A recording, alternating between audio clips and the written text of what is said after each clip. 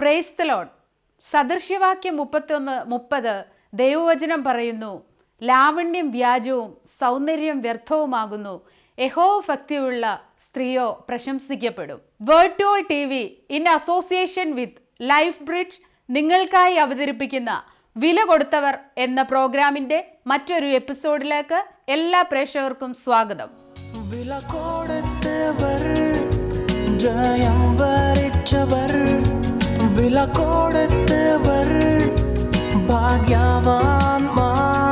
സ്വന്തം ഇഷ്ടങ്ങളെക്കാൾ ഉപരി ദൈവനിയോഗം ശിരസ വഹിച്ച ദൈവദാസി, കൊള്ളക്കാരുടെ മുമ്പിൽ അകപ്പെട്ട, ഇപ്പോൾ കേട്ടാൽ പോലും ഭീതി ജനിപ്പിക്കുന്ന അനുഭവങ്ങളുടെ ഏടുകൾ, തിരുനെറ്റിയിൽ അമർത്തിവെച്ച തോക്കിൻമുനയുടെ മുൻപിലും പതറാതെ നാഥനിൽ ആശ്രയിച്ച വിടുതലിന്റെ സാക്ഷ്യങ്ങൾ, കഴിഞ്ഞ 48 വർഷങ്ങളിലെ മറ്റാർക്കും പകരം വെക്കുവാൻ കഴിയാത്ത അനുഭവങ്ങളുമായി സിസ്റ്റർ ലില്ലി വർഗീസ് വില കൊടുത്തവർ പ്രോഗ്രാമിൽ ഇന്ന് നമ്മോടൊപ്പം. തുടർന്ന് കേൾക്കുക, അനുഗ്രഹം പ്രാപിക്കുക. കർത്താവിൽ വളരെ പ്രസിദ്ധനും നമുക്ക് ഏവർക്കും സുപരിചിതനുമായ PG വർഗീസ് അങ്കിളിന്റെ സഹധർമ്മിണിയായ ലില്ലി ആന്റിയാണ് ഇന്ന് നമ്മോടൊപ്പം ഉള്ളത്.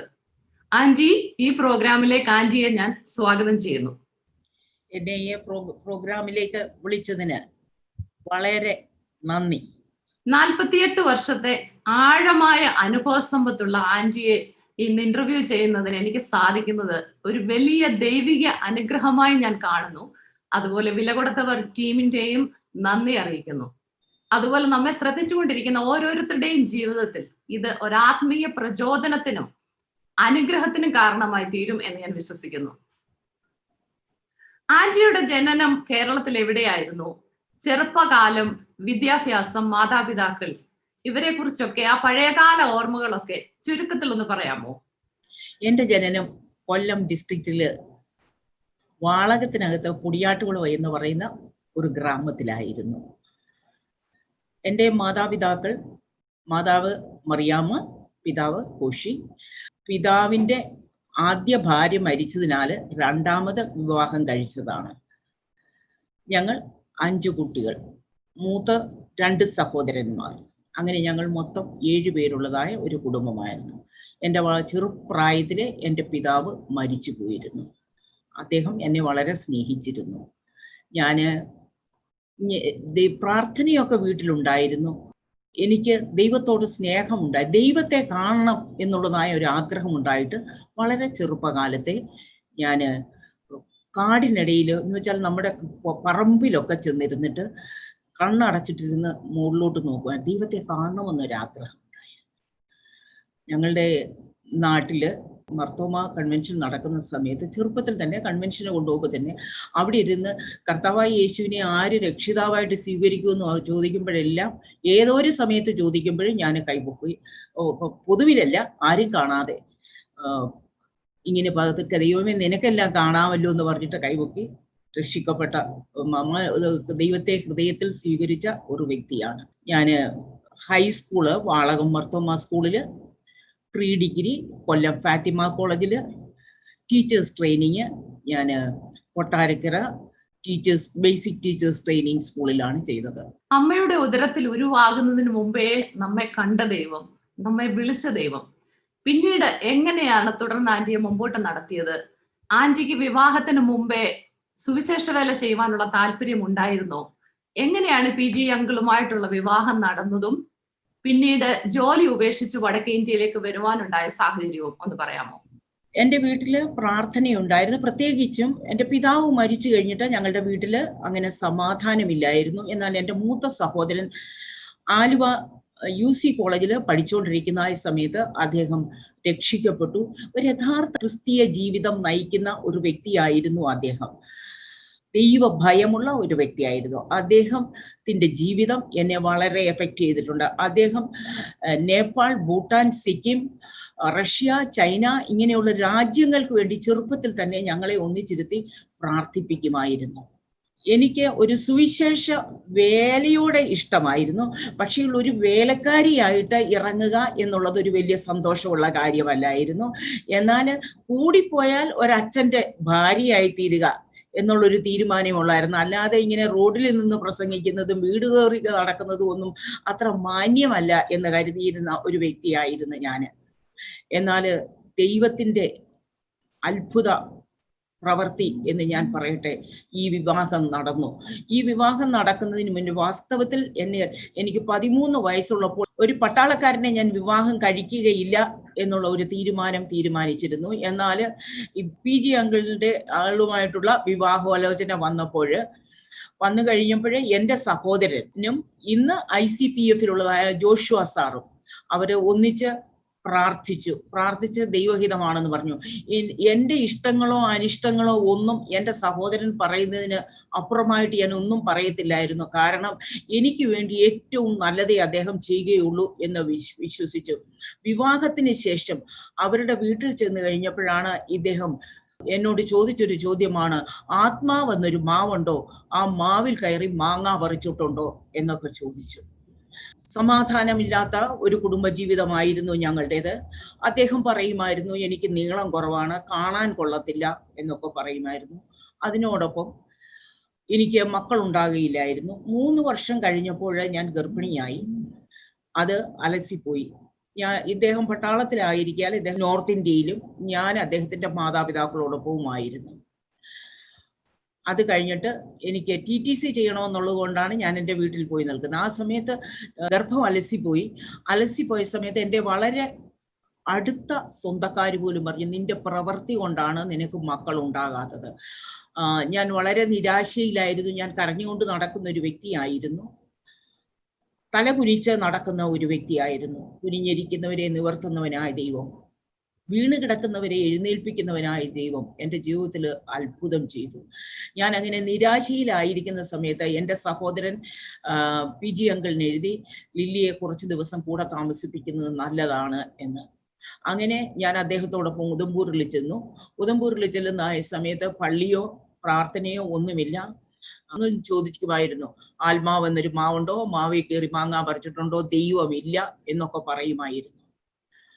അങ്ങനെ ഒരു സുവിശേഷ വേലക്കാരോ അല്ലെങ്കിൽ പ്രാർത്ഥനയ്ക്ക് പോകുവാനോ ഉള്ള അനുവാദമില്ലായിരുന്നു. അങ്ങനെ ഇരിക്കുന്ന സമയത്ത് ഇദ്ദേഹം ഓഫീസിലായിരിക്കുന്നതായ സമയത്ത് ഒരു ദിവസം ഉദംപൂരിലുള്ളതായ അത്യാലി അച്ഛൻ്റെ അളിയന്റെ ഭാര്യ പാസ്റ്റർ PM തോമസിന്റെ ഭാര്യ ക്രിസ്റ്റി അമ്മാമ്മ വീട്ടിൽ വന്ന് നമുക്കൊന്ന് പ്രാർത്ഥിക്കാം കുഞ്ഞേ എന്ന് പറഞ്ഞു. പ്രാർത്ഥിച്ചുകൊണ്ടിരിക്കുന്നതിനിടയ്ക്ക് പ്രവചനം എന്നോട് പറഞ്ഞു, വിശ്വസിച്ചാൽ നീ ദൈവത്തിന്റെ മഹത്വം കാണും. ദൈവം നിനക്കൊരു ആൺകുഞ്ഞിനെ തരും. അവൻ ബുദ്ധിയുള്ളവനായിരിക്കും. അവൻ ദൈവത്തിന്റെ വേല ചെയ്യും. ഞാനത് ഹൃദയത്തിൽ വിശ്വസിച്ചു. ആന്റി പോയി കഴിഞ്ഞിട്ട് എന്നോട് പറഞ്ഞു, കുഞ്ഞെ പോകുന്നതിന് മുൻപേ എന്നോട് പറഞ്ഞു, ഞാൻ ലില്ലിക്ക് വേണ്ടി 40 ദിവസം ഉപവസിച്ച് പ്രാർത്ഥിക്കും. ലില്ലിക്ക് ഒക്കുമ്പോഴൊക്കെ ഉപവസിച്ച് പ്രാർത്ഥിക്കുമെന്ന് പറഞ്ഞു. അങ്ങനെ അമ്മാമ എനിക്ക് വേണ്ടി 40 ദിവസം ഉപവസിച്ച് പ്രാർത്ഥിച്ചു. അത് കഴിഞ്ഞപ്പോൾ ഞാൻ ഗർഭിണിയായി അറിഞ്ഞപ്പോൾ 3-4 ഡോക്ടേഴ്സിൻ്റെ അടുത്ത് കൊണ്ടുപോയി. മിലിറ്ററി ഡോക്ടേഴ്സിൻ്റെ അടുത്ത്, സിവിൽ ഡോക്ടേഴ്സിൻ്റെ അടുത്തൊക്കെ കൊണ്ടുപോയി. അവസാനം അവിടുത്തെ DMOയുടെ അടുത്ത് കൊണ്ടുപോയി. എൻ്റെ ഹിസ്റ്ററി നോക്കി കഴിഞ്ഞപ്പോൾ അവർ പറഞ്ഞു, നേരത്തെ എൻ്റെ ഗർഭം അലസിപ്പോയപ്പോഴേ നോക്കിയപ്പോൾ ഡോക്ടർ പറഞ്ഞായിരുന്നു, എൻ്റെ ഗർഭപാത്രം ചെറുതാണ്, ചെരിഞ്ഞതാണ്, കട്ടി കുറഞ്ഞതാണ്, എൻ്റെ RH നെഗറ്റീവാണ്. അതുകൊണ്ട് 3 മാസത്തിൽ കൂടുതൽ ഒരു കുഞ്ഞിനെ ക്യാരി ചെയ്യാൻ ഒക്കുകയില്ല എന്ന് പറഞ്ഞിരുന്നു. അതേ റിപ്പോർട്ട് ഈ ഡോക്ടേഴ്സും പറഞ്ഞു. അവിടെയുള്ള DMO ഞങ്ങളോട് പറഞ്ഞു, നിങ്ങൾ ഇത് അബോർട്ട് ചെയ്യുക. അബോർട്ട് ചെയ്തിട്ട് നമുക്ക് വേറെ ഇഞ്ചെക്ഷൻസ് ഒക്കെ തന്ന്, പ്ലൂറട്രോൺ ഇഞ്ചെക്ഷനൊക്കെ തന്ന് ഗർഭപാത്രത്തിന് കട്ടി കൂട്ടിയിട്ട് നമുക്ക് വീണ്ടും ട്രൈ ചെയ്യാം എന്ന് പറഞ്ഞു. എന്നാൽ ദൈവത്തിന്റെ വാഗ്ദത്തത്തിൽ വിശ്വസിച്ചിരുന്ന ഞാന് അത് അബോർട്ട് ചെയ്യാൻ സമ്മതിച്ചില്ല. അബോർട്ട് ചെയ്യാതെ പ്രാർത്ഥിച്ചുകൊണ്ടിരുന്നു. ക്രിസ്റ്റി അമ്മാമയും എനിക്ക് വേണ്ടി പ്രാർത്ഥിച്ചുകൊണ്ടിരുന്നു. 3 മാസം കഴിഞ്ഞു, 4 മാസം കഴിഞ്ഞു, 5 മാസം കഴിഞ്ഞു, 6 മാസം കഴിഞ്ഞു, 7 മാസം കഴിഞ്ഞു. അതിന് ഒരു കുഴപ്പവും വന്നില്ല. ആ സമയത്ത് ക്രിസ്റ്റി അമ്മാമ എനിക്ക് അടുത്തുള്ളതായ ഒരു വിശ്വാസി, ഇന്ന് പാലമ്പൂരിൽ പ്രവർത്തിക്കുന്നതായ ചാക്കോച്ചനും ഭാര്യയും, അവരുടെ കയ്യിൽ ഒരു എഴുത്ത്, അങ്ങനെയാണ് ഞങ്ങളുടെ കമ്മ്യൂണിക്കേഷൻ നടക്കുന്നത്. അവരുടെ കയ്യിൽ ഒരു എഴുത്ത് കൊടുത്തു വിട്ടു, ലില്ലി ഇത്രയും നാള് ദൈവം ലില്ലിയെ പരിപാലിച്ചല്ലോ, ഗർഭം തന്നല്ലോ, ബ്രദർ വർഗീസിനെയും കൂട്ടിക്കൊണ്ട് ചർച്ചിലൊന്ന് വാ എന്ന് പറഞ്ഞു. ആദ്യത്തെ ദിവസം ഞാൻ അദ്ദേഹത്തോട് പറഞ്ഞപ്പോൾ പറഞ്ഞു, വേണ്ട, അതിൻ്റെ ആവശ്യമൊന്നുമില്ല, നമുക്ക് നടക്കാൻ പോകാം. അങ്ങനെ കരഞ്ഞു. പോയി, ഒന്നിച്ചു പോയി. അദ്ദേഹം ഏറ്റവും പുറകിലിരുന്നു, ഒരനക്കവും ഇല്ലാതെ തിരിച്ചു വന്നു. അടുത്ത ദിവസവും ഞാൻ ഇദ്ദേഹം ഓഫീസിൽ നിന്ന് വരുന്നതിന് മുൻപേ സാരിയൊക്കെ ഉടുത്ത് തയ്യാറായിരുന്നു. എന്നേരം പറഞ്ഞു മീറ്റിങ്ങിന് പോകാന് ഒരു ദിവസം പ്രാവശ്യം പോയാൽ മതി, പള്ളിയിൽ പോകേണ്ടത് 3 പ്രാവശ്യം ആവശ്യമുള്ളൂ എന്ന് പറഞ്ഞു. ഒന്ന് സ്നാനത്തിന് ജനിക്കുമ്പോഴേ മാമോദീസ, രണ്ടാമത് പിന്നെ കല്യാണം, അടുത്തത് ശവശരീരം, അതിന്റെ ആവശ്യമേ ഉള്ളൂ എന്ന് പറഞ്ഞു. അങ്ങനെ പറഞ്ഞുകൊണ്ടിരിക്കുന്ന സമയത്ത് എൻ്റെ അകത്ത് വയറിനകത്ത് വേദനയായി. ഡോക്ടർ പറഞ്ഞിട്ടുണ്ടായിരുന്നു എനിക്ക് മനപ്രയാസം തന്നാല് ഈ മിസ്കാരേജ് അഗ്രിവേറ്റ് ചെയ്യാനായിട്ട്, അത് എളുപ്പമായി പോകാനായിട്ടുള്ള സാധ്യതയുണ്ടാകും എന്ന് ഡോക്ടർ പറഞ്ഞിരുന്നു. എനിക്ക് മനപ്രയാസം യാതൊരു വിധത്തിലും തരരുത് എന്ന് പറഞ്ഞിരുന്നു. അങ്ങനെ എനിക്ക് മനപ്രയാസപ്പെടുത്താതിരിക്കാനായിട്ട് എൻ്റെ കരച്ചിൽ കണ്ടുകൊണ്ട് ഇദ്ദേഹം മീറ്റിങ്ങിന് പോയി.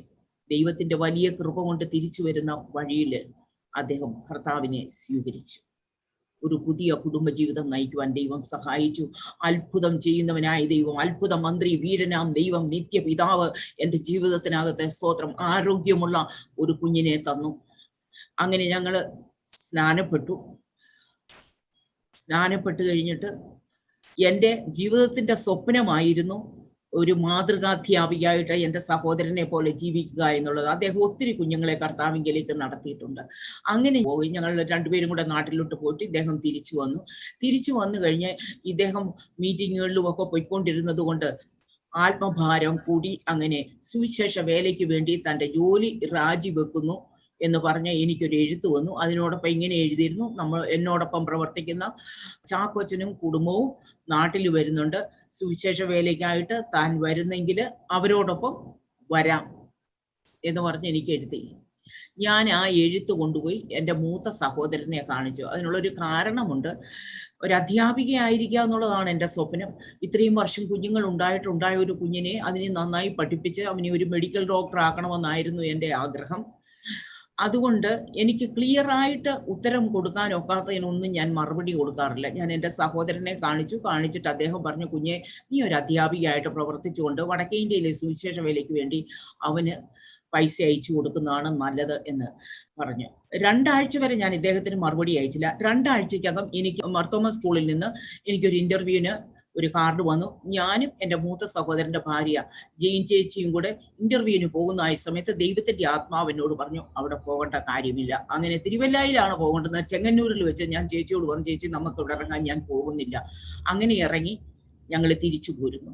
അത് കഴിഞ്ഞ് 2 ആഴ്ച കഴിഞ്ഞിട്ട് ഞാൻ എന്നിട്ടും എൻ്റെ ഭർത്താവിന് മറുപടി അയച്ചില്ല. 2 ആഴ്ച കഴിഞ്ഞപ്പോൾ എൻ്റെ എഴുത്തൊന്നും കിട്ടാതായപ്പോൾ എൻ്റെ മൂത്ത സഹോദരന് അദ്ദേഹം എഴുത്തെഴുതി, ലില്ലി സുവിശേഷ വേലയ്ക്കായിട്ട് വടക്കേ ഇന്ത്യയിൽ വരുന്നുണ്ടെങ്കിൽ എന്നോടൊപ്പം പ്രവർത്തിക്കുന്ന ചാക്കോച്ചനോടുകൂടെ ടിക്കറ്റ് ബുക്ക് ചെയ്യണം. എൻ്റെ സഹോദരൻ സ്കൂളിലായിരിക്കുന്ന സമയത്താണ് ഇത് വായിച്ചത്. പിതാവ് മരിച്ചു പോയതിനാൽ സ്വന്തം മകളെ പോലെ സ്നേഹിക്കുകയും കരുതിയും എൻ്റെ ജീവിതത്തിനകത്ത് യാതൊരു വേദനയും ഉണ്ടാകരുത് എന്ന് കരുതി എന്നെ വളർത്തിക്കൊണ്ടുവന്ന സഹോദരന് കൊച്ചുപെങ്ങൾ നാട് വിട്ടു പോയാൽ അവളുടെ ജീവിതം എങ്ങനെയായിരിക്കും, പുതിയ സാഹചര്യങ്ങളിലൊക്കെ എങ്ങനെയായിരിക്കും എന്നുള്ള മനപ്രയാസം, അവളെ ഇനി കാണാനൊക്കത്തില്ലല്ലോ എന്നുള്ളതായ വിഷമങ്ങളും ഒക്കെ അദ്ദേഹത്തിനുണ്ടായി. അദ്ദേഹം ആകെപ്പാടെ വിഷമത്തിലായി. 6:30, 7 ആകാറായപ്പോഴാണ് വീട്ടിൽ വരുന്നത്. വീട്ടിൽ വന്നു കഴിഞ്ഞപ്പോൾ എന്നോട് പറഞ്ഞു, നിന്റെ ഭർത്താവിന്റെ കത്ത് വന്നിട്ടുണ്ട്, നീ സുവിശേഷിക്ക വേലയ്ക്ക് പോകുന്നുണ്ടോ ഇല്ലയോ, എന്താണ്, അങ്ങനെയെങ്കിൽ ടിക്കറ്റ് ബുക്ക് ചെയ്യണം. എന്നിട്ട് എന്നോട് പറഞ്ഞു, നിന്റെ തീരുമാനം എന്താണെന്ന്. ഞാൻ പറഞ്ഞു, എനിക്കറിയത്തില്ല, കാരണം ഞാൻ ഒന്നിനും തീരുമാനം എടുത്തിട്ടില്ല. അത് ആ ശബ്ദം കേട്ടപ്പോൾ എൻ്റെ സഹോദരന്, എന്നോട് ദേഷ്യപ്പെടാത്ത എൻ്റെ സഹോദരൻ ഒരല്പം ശബ്ദം ഉയർത്തി എന്നോട് സംസാരിച്ചു. എന്നിട്ട് എന്നോട് പറഞ്ഞു, നാളെ നേരം വെളുക്കുന്നതിന് മുൻപ് എന്താണ് ഉത്തരം പറയേണ്ടതെന്ന് വെച്ചാൽ എന്നോട് പറയണമെന്ന് പറഞ്ഞു. ഞാന് ആ ദേഷ്യത്തിന്റെ ഇതില് തന്നെയല്ല, ഇദ്ദേഹത്തിന്റെ വീട്ടിലെല്ലാവരും എന്നോട് ദേഷ്യമാണ്, പ്രത്യേകിച്ചും അമ്മച്ചിയും ഒക്കെ. അവള് നിമിത്തമാണ് അവൻ സ്നാനപ്പെട്ടത്, അങ്ങനെ ആയത്, ജോലി കളയാൻ പോകുന്നത് എന്നൊക്കെ ഉള്ളായിരുന്നു. ഭയങ്കര ദേഷ്യം എന്നോടാണ്, ഭയങ്കര, എല്ലാത്തിനും എൻ്റെ മേലാണ് കുറ്റം. ആ പ്രായത്തില് 22 വയസ്സുള്ള സമയത്ത് എനിക്ക് അതെല്ലാം കൂടെ സഹിക്കാനുള്ളതായ മനക്കെട്ടിയില്ലായിരുന്നു. അങ്ങനെ ഞാൻ കരഞ്ഞു. എൻ്റെ സഹോദരന്റെ ദേഷ്യം ഞാൻ കരഞ്ഞ് ഞാൻ കിടന്നുറങ്ങിപ്പോയി. ഉറങ്ങിയതായ സമയത്ത് ഞാൻ ഉണർന്നു കഴിഞ്ഞാണ് സമയം നോക്കിയത്. ആരോ എന്നെ ഇങ്ങനെ തട്ടി വിളിക്കുന്നു.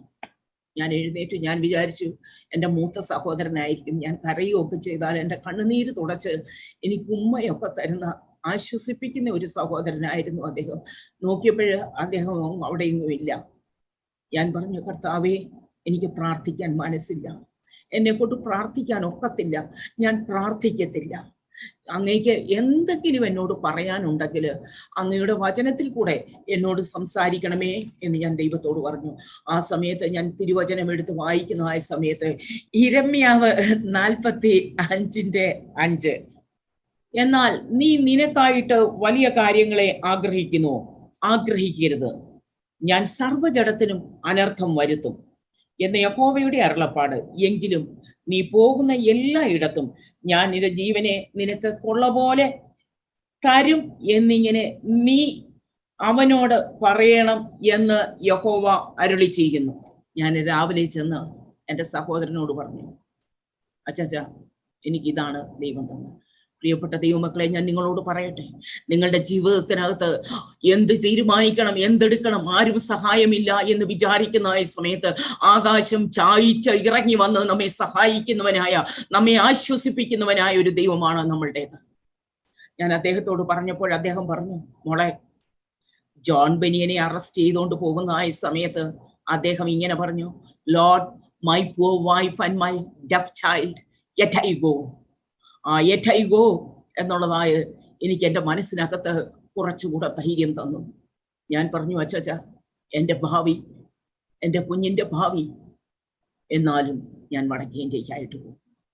അങ്ങനെയാണ് വടക്കേ ഇന്ത്യക്കായിട്ട് ഇറങ്ങിത്തിരിക്കുന്നത്. നമ്മുടെ ദൈവം എത്ര അത്ഭുതവാനായ ദൈവമാണ്. അസാധ്യങ്ങളെ സാധ്യമാക്കുന്ന ഒരു ദൈവമാണ് നമ്മുടെ ദൈവം. ആന്റിക്ക് ആ കുഞ്ഞുണ്ടായ അനുഭവം ഞാൻ ഓർക്കുകയായിരുന്നു, എത്ര വലിയൊരു അത്ഭുതമാണ്.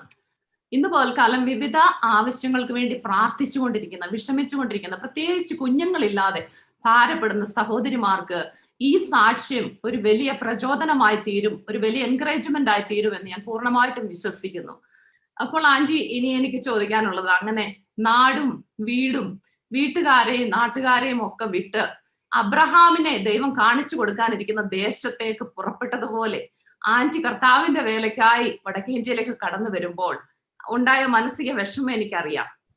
എന്നാൽ ഏത് സ്ഥലത്തേക്കാണ് ആദ്യമായിട്ട് ആന്റി വന്നതെന്നും, അവിടെ നമ്മുടെ കേരളം പോലെ അല്ല വടക്കേ ഇന്ത്യ, ഒരുപാട് വ്യത്യാസമുള്ള ഭക്ഷണ രീതി ആയാലും ജീവിത രീതി ആയാലും അവിടുത്തെ സംസ്കാരമായാലും എല്ലാം വളരെ വ്യത്യാസമാണ്. അതുമായിട്ടൊക്കെ എങ്ങനെ ഇഴുകിച്ചേർന്നു, എങ്ങനെ അവിടെ എല്ലാം യോജിച്ചു പോകുവാൻ ആന്റിക്ക് സഹായിച്ചു? അതുപോലെ അവിടെ നേരിട്ട ആദ്യത്തെ വെല്ലുവിളി എന്തായിരുന്നു? അതിനെ എപ്രകാരമാണ് ആന്റി അതിജീവിച്ചതെന്നൊന്ന് പറയാമോ? അബ്രഹാമിന്റെ പുറകെ സാറ പോയതുപോലെ ഞാനും പോയി. കട്രായില് എന്ന സ്ഥലത്ത് ചെന്ന് കഴിഞ്ഞപ്പോൾ അതൊരു ഹിന്ദു പുണ്യ സ്ഥലമാണ്. അവിടെ ധാരാളം യാത്രക്കാർ വരും. ഞങ്ങൾ അവിടെ താമസിക്കുന്ന ആ സമയത്ത് കൊച്ചു കുഞ്ഞുങ്ങള്, 8, 10, 12 വയസ്സുള്ളതായ കുഞ്ഞുങ്ങള് കുളിക്കാതെ നനയ്ക്കാതെ ഒരു വൃത്തിയുമില്ലാതെ ഇങ്ങനെ നടക്കും. അവരുടെ ഇത്രയും ഭാഗം മാത്രം വെളുത്തിരിക്കും. അതിനുള്ള കാരണം എന്താണെന്ന് അറിയുമോ? ഇങ്ങനെ ചെയ്യുന്നതാണ്.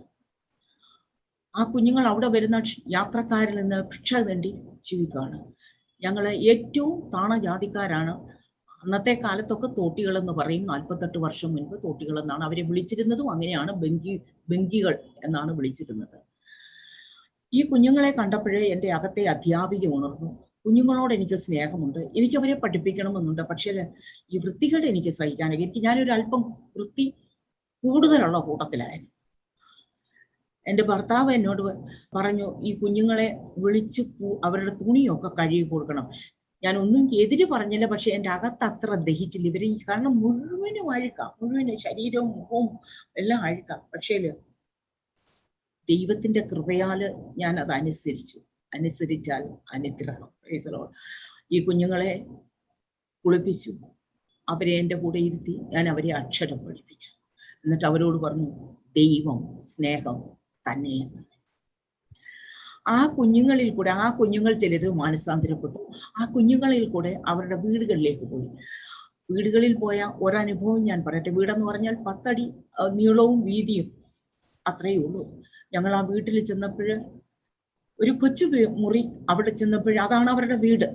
അവിടെ ചെന്നപ്പോഴും വാതുക്കല് ഒരു കൊട്ടയും ഒരു ചൂലും ഒരു നീളമുള്ള ഒരു ഇരുമ്പ് സ്പൂണും അവിടെ വെച്ചിട്ടുണ്ട്. അവരൊക്കെ തോട്ടിപ്പണി ചെയ്യുന്നതാണെന്ന് ഞാൻ പറഞ്ഞല്ലോ. മലമൂത്ര വിസർജനം എടുത്ത് ഈ വള്ളിക്കോട്ടയിൽ വെച്ച് ദൂരെ കൊണ്ട് കളയുകയാണ് അന്നത്തെ കാലത്തെ അവരുടെ ജോലി. എനിക്കിത് കണ്ടപ്പോഴേ വിഷമമായി മനസ്സിനകത്ത്. പക്ഷെ അകത്ത് കയറിയിരുന്നപ്പോഴ് അവര് ഒരു കപ്പ് ചായയും 2 മുട്ടയും കൊണ്ടുവച്ചു. മുട്ട മുഴുവൻ കറുത്ത മുട്ട എന്ന് പറഞ്ഞാല് അവർ ഈ കൈകളൊക്കെ കഴുകാതെ മുട്ട പൊളിച്ചാണ് കൊണ്ടുവച്ചത്. കപ്പ് നോക്കിയതായ സമയത്ത് കപ്പിന്റെ സൈഡെല്ലാം വിരിഞ്ഞ് അതിനകമെല്ലാം അഴുക്കും എല്ലാം കയറിയിരിക്കുന്നു. ഞാൻ പതുക്കെ മലയാളത്തിൽ എൻ്റെ ഭർത്താവിനോട് പറഞ്ഞു, ചെവിയിൽ പറഞ്ഞു, ഈ ചായ ഞാൻ കുടിക്കത്തില്ല, ഈ മുട്ടയിലേക്ക്. അദ്ദേഹം എന്നോട് പറഞ്ഞു, എൻ്റെ കൂടെ താമസിക്കണമെങ്കിൽ കുടിച്ചോണം. എന്തോ ചെയ്യാനാ? അവസാനം ദൈവം എനിക്കൊരു ബുദ്ധി തന്നു. അതോ എൻ്റെ സ്വന്തം ബുദ്ധിയാണോ ദൈവത്തിനെ അറിയത്തുള്ളൂ കേട്ടോ. എന്തായാലും കപ്പ് ഇങ്ങനെ ഇരിക്കുമ്പോൾ അത് ചായ തണുക്കുന്നിടം വരെ എൻ്റെ ചിറിയോടടുപ്പിച്ച് ചിറിക്കകത്തൊട്ട് ഇങ്ങനെ വെച്ച് കുടിച്ച് എല്ലാ കപ്പിനകത്തെ അഴുക്ക് പോകത്തുള്ളൂ. അതുകൊണ്ട് ഞാൻ വിചാരിച്ചു ഇങ്ങനെ കുടിക്കാം. തണുത്ത് കഴിഞ്ഞപ്പോൾ ഞാൻ ഇങ്ങനെ കുടിച്ചു. അപ്പോൾ എനിക്ക് ഇവിടം സോപ്പിട്ട് കഴുകാമല്ലോ. തിരിച്ചു പോയി. മുട്ട ഛർദ്ദിക്കുമെന്ന് പറഞ്ഞു. ഞാൻ കഴിച്ചു, ഛർദ്ദിച്ചു. പക്ഷേ ഞാൻ ദൈവത്തോട് പ്രാർത്ഥിച്ചത് കഴിഞ്ഞ് തിരിച്ചു വീട്ടിൽ ചെന്നപ്പോൾ പറഞ്ഞു, കർത്താവേ, നീ എന്നെ ഈ വേലയ്ക്ക് വിളിച്ചിട്ടുണ്ടെങ്കിൽ കർത്താവേ, ഇതിനുള്ള കൃപ നീ എനിക്ക് തരണം. ഞാൻ 3 ദിവസം ഉപവസിച്ച് പ്രാർത്ഥിച്ചു, പിതാവേ, എൻ്റെ ഈ സ്വഭാവത്തെ നീ മാറ്റണമേ കർത്താവേ എന്ന്. അങ്ങനെ ദൈവം എനിക്ക് അതിനകത്ത് ഒരു വിടുതൽ തന്നു. സ്തോത്രം. ഇന്നെന്നല്ല അവരുടെ ആഹാരം കഴിക്കുന്നത് അവിടുന്ന് പോരുന്നതിന് മുൻപ് എനിക്ക് വലിയ സന്തോഷമായിരുന്നു. കാരണം അവരുടെ സ്നേഹം നിറഞ്ഞ ആഹാരമാണ് എന്നെ ആകർഷിച്ചിട്ടുള്ളത്. അതിലൊക്കെ ഉപരിയായിട്ട് എനിക്ക് സന്തോഷത്തിന്റെ കാര്യം എന്ന് പറയുന്നത്, നമ്മൾ അക്ഷരം പഠിപ്പിച്ച കുഞ്ഞുങ്ങൾ ഇന്ന് PhD-കാരുണ്ട്, പോസ്റ്റ് ഗ്രാജുവേറ്റ്സ് ഇന്ന് നാം അക്ഷരം പഠിപ്പിച്ചവരുടെ കുഞ്ഞുങ്ങൾ ദൈവത്തെ ഇംഗ്ലീഷിൽ ആരാധിക്കുമ്പോൾ അവർ തന്നെ പാട്ടെഴുതി ട്യൂൺ ചെയ്ത് ദൈവത്തെ ആരാധിക്കുന്നത് കാണുമ്പോൾ എൻ്റെ ഹൃദയം സന്തോഷിക്കുകയാണ്. ദൈവം അതിനുള്ള കൃപ തന്നു എന്നല്ലാതെ ഒന്നും പറയാനില്ല.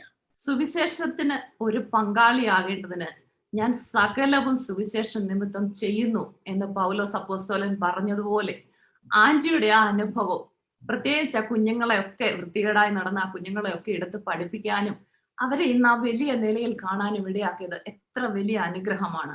നാം ദൈവനാമത്തിൽ ചെയ്യുന്ന ഒരു കാര്യങ്ങളും അത് വൃഥാവായി പോകുന്നില്ല. ദൈവം അതിൽ അനേകം ഫലം നൽകി നമ്മുടെ കൺമുൻപിൽ അത് കാണിച്ചു തരുന്ന ദൈവമാണ്. അങ്ങനെ ആ പുതിയ സാഹചര്യങ്ങളും ബുദ്ധിമുട്ടുകളുമായിട്ടൊക്കെ പൊരുത്തപ്പെട്ട് കർത്താവിൽ ആശ്രയിച്ച് മുമ്പോട്ട് പോയതായ ആൻറ്റി അവിടെ നിന്ന്, കട്രായിൽ നിന്ന് പിന്നീട് എങ്ങോട്ടാണ് പോയത്? അവിടെ നേരിടേണ്ടി വന്ന വെല്ലുവിളികൾ എന്തൊക്കെയാണെന്നൊന്ന് പറയാമോ? കട്രായിൽ നിന്ന് പത്താംകോട്ടേക്ക്, പഞ്ചാബിലുള്ള പത്താംകോട്ടേക്കാണ് പോകുന്നത്. അവിടെ നമ്മളൊരു ചെറിയ ബൈബിൾ സ്കൂള് 3 മാസത്തേക്കുള്ളത് തുടങ്ങി. അതിന് കുക്കില്ലായിരുന്നു. 10-12 പുരുഷന്മാരുടെ കുക്ക് ഞാനായിരുന്നു. ഇന്നും ഞങ്ങളോടൊപ്പം പ്രവർത്തിക്കുന്ന പാസ്റ്റർ EJ ജോണി, അദ്ദേഹം 2ാമത്തെ ബാച്ചാണ്. അദ്ദേഹമൊക്കെ ഉള്ള സമയത്ത് ഒരു നേരം മാത്രം ആഹാരം 30 ദിവസം. അതും ഉപ്പുമാവായിരുന്നു. അതിന് ഞങ്ങൾ പേരിട്ടിരുന്ന പഴമൊന്നും ഇല്ല കൂടെ, ജസ്റ്റ് ഒരല്പം എണ്ണ ഒഴിച്ച് ഉണ്ടാക്കുന്ന. ഞങ്ങളെല്ലാവരും അതാണ് കഴിച്ചുകൊണ്ടിരുന്നത്. ദാരിദ്ര്യത്തിൻ്റെ സമയങ്ങൾ ഉണ്ടായിരുന്നു. ഞാൻ പറഞ്ഞല്ലോ, ഞാനായിരുന്നു ബൈബിൾ സ്കൂളിൻ്റെ കുക്കായിട്ട് ചേരുന്നത്. രാവിലെ ജോലികളൊക്കെ ചെയ്തിട്ട് അന്ന് 3ാമത്തെ കുഞ്ഞ്, അവന് 1 വയസ്സില്ല. 2 രൂപ എടുക്കാനില്ലാഞ്ഞിട്ട് ഞാൻ 2 കിലോമീറ്ററോളം ആ കുഞ്ഞിനെ എടുത്തുകൊണ്ട് വീടുകൾ സന്ദർശിക്കുമായിരുന്നു. തിരിച്ചും വരും. 2 രൂപ റിക്ഷായിക്ക് കൊടുക്കാനില്ലാതെ. നമ്മളോട് ഒരു മനുഷ്യരും അയലോക്കത്തുള്ളവരാരും നമ്മളുടെ ജീവിത ശൈലി കണ്ടിട്ട് ആരും നമ്മളോടധികം ഇടപെടുകയില്ലായിരുന്നു. എൻ്റെ മൂത്ത മകൻ രണ്ടാമത്തെ ക്ലാസ്സിൽ പഠിക്കുന്ന ആ സമയത്ത് ആനുവൽ ഡേയ്ക്ക് ഞാനും എൻ്റെ ഭർത്താവും കൂടെ പോയി. പോകുന്ന സമയത്ത് ഞങ്ങളുടെ തുണികൾ, എൻ്റെ ഭർത്താവ് ഒരു കീറിയ തയ്ച്ച കോട്ട് ഒരാൾ പഴയത് കൊടുത്താണ് അതാണ് ഇട്ടിരുന്നത്. അതിനേക്കാൾ ഉപരി എൻ്റെ സാരി കുറെ ഫെയ്ഡഡ് ആയിട്ടുള്ള ഒരു സാരി ആയിരുന്നു. അവിടെ വരുന്ന ആൾക്കാരെല്ലാം ആർമി ഓഫീസേഴ്സ്, ഹൈ ലെവൽ. ഒരൊറ്റ മനുഷ്യര് പോലും നമ്മളെ ഒന്ന് തിരിഞ്ഞു നോക്കുക പോലും ഇല്ലായിരുന്നു. അല്ലെ, അവഗണിക്കപ്പെട്ട, എല്ലാവരാലും ത്യജിക്കപ്പെട്ട ഒരു അവസ്ഥയിലൂടെ പോകേണ്ടി വന്നിട്ടുണ്ട്. സമൂഹം നമ്മളെ താണ രീതിയിൽ കണ്ടതായ സമയങ്ങളുണ്ടായിരുന്നു. പത്താൻകോട്ട് എന്ന സ്ഥലത്തെ മലയാളികൾക്ക് സുപരിചിതമാക്കി തീർത്തത് ഇന്ത്യൻ ഇവാഞ്ചലിക്കൽ ടീമിന്റെ പ്രവർത്തനങ്ങളാണ്. അവിടെ എത്തിച്ചേർന്ന അങ്കിളിന്റെയും ആന്റിയുടെയും ജീവിതത്തെ കുറിച്ചാണല്ലോ പറഞ്ഞുകൊണ്ടിരിക്കുന്നത്. എന്നാൽ അവിടെ ജീവിച്ച വർഷങ്ങളിൽ അനുഭവിച്ചതായ 1-2 അത്ഭുത സാക്ഷ്യങ്ങളെ കുറിച്ചൊന്ന് പറയാമോ? തുടർന്നും കാണുവിൻ ചെറിയ ഒരു ഇടവേളയ്ക്ക് ശേഷം. വിലക്കോടത്തവർ ശോഭിതരാകും.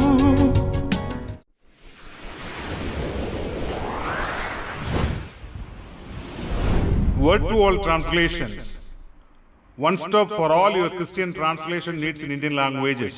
We handle translation, proofreading, audiovisual translations, page setting, DTP. Contact us www.wordtoall.com. Contact us to feature your advertisement during this program. Phone or WhatsApp 9915357315. Our email address info@wordtoall.in. വിലക്കോടത്തവർ ശോഭിതരാകും. നമ്മുടെ ബൈബിൾ സ്കൂളിൽ ആൺകുട്ടികൾ മാത്രമേ ഉള്ളൂ. ഞാനാണ് കുക്കെന്നും പറഞ്ഞല്ലോ. ഒരു ദിവസം, ഒരു വെള്ളിയാഴ്ച ഉച്ച കഴിഞ്ഞപ്പോൾ 4-5 സർദാർജിമാര് എൻ്റെ ഭർത്താവിനെ കാണാനായിട്ട് വന്നിട്ട് സുവിശേഷം കേൾക്കാനാണെന്ന് പറഞ്ഞ് അദ്ദേഹവുമായിട്ട് സംസാരിച്ചു. അവർ വന്നു കഴിഞ്ഞുണ്ടെങ്കിൽ ഇദ്ദേഹം എന്നെ വിളിച്ചു. 6 കപ്പ് ചായ ഉണ്ടാക്കി കൊണ്ടുവരാൻ പറഞ്ഞു. ഞാൻ ചായ ഉണ്ടാക്കിക്കൊണ്ട് ചെന്ന സമയത്ത് ഇവരുടെ അടിമുടിയുള്ള നോട്ടം കണ്ടപ്പോഴേ എനിക്ക് മനസ്സിലായി ഇവര് ശരിയായ മനുഷ്യരല്ല. ചായ അവിടെ വെച്ചിട്ട് ഞാൻ എളുപ്പം തിരിച്ചു പോരുന്നു, അടുക്കളയിൽ പോന്നു കഴിഞ്ഞിട്ട് എന്നെ വിളിച്ചു, ലില്ലി വന്ന് കപ്പ് എടുത്തു കൊണ്ടുപോകാൻ പറഞ്ഞു. ആ സമയത്ത് ഞാൻ ജോണി ബ്രദറിനെ വിളിച്ചു, കുഞ്ഞെ ചെന്ന് ആ കപ്പ് ഒന്ന് എടുത്തുകൊണ്ട് വരാൻ പറഞ്ഞു. അങ്ങനെ അദ്ദേഹം ചെന്ന് കപ്പ് എടുത്തുകൊണ്ട് വന്നു. അടുത്ത ദിവസവും ഇവര് വന്നു. അടുത്ത ദിവസവും വന്നപ്പോഴെന്നെ വിളിച്ചു പറഞ്ഞു, ലില്ലി ചായ കൊണ്ടുവരണം. അവരവിടെ ഇരുന്നുകൊണ്ട് ഇങ്ങനെ നോക്കുന്നുണ്ടായിരുന്നു. എന്നെ കാണാഞ്ഞിട്ട് ഇങ്ങനെ നോക്കുന്നുണ്ടായിരുന്നു. പക്ഷെ ഞാൻ ആ സമയത്ത് ചായ ഉണ്ടാക്കിയിട്ട് ജോണി ബ്രദറിനെ വിളിച്ചിട്ട് പറഞ്ഞു, കുഞ്ഞെ ഈ ചായ കൊണ്ടുവന്ന് അവിടെ കൊടുക്കാൻ പറഞ്ഞു. അദ്ദേഹം കൊടുത്തു. അദ്ദേഹം തന്നെ കപ്പ് എടുത്തുകൊണ്ട് വന്നു.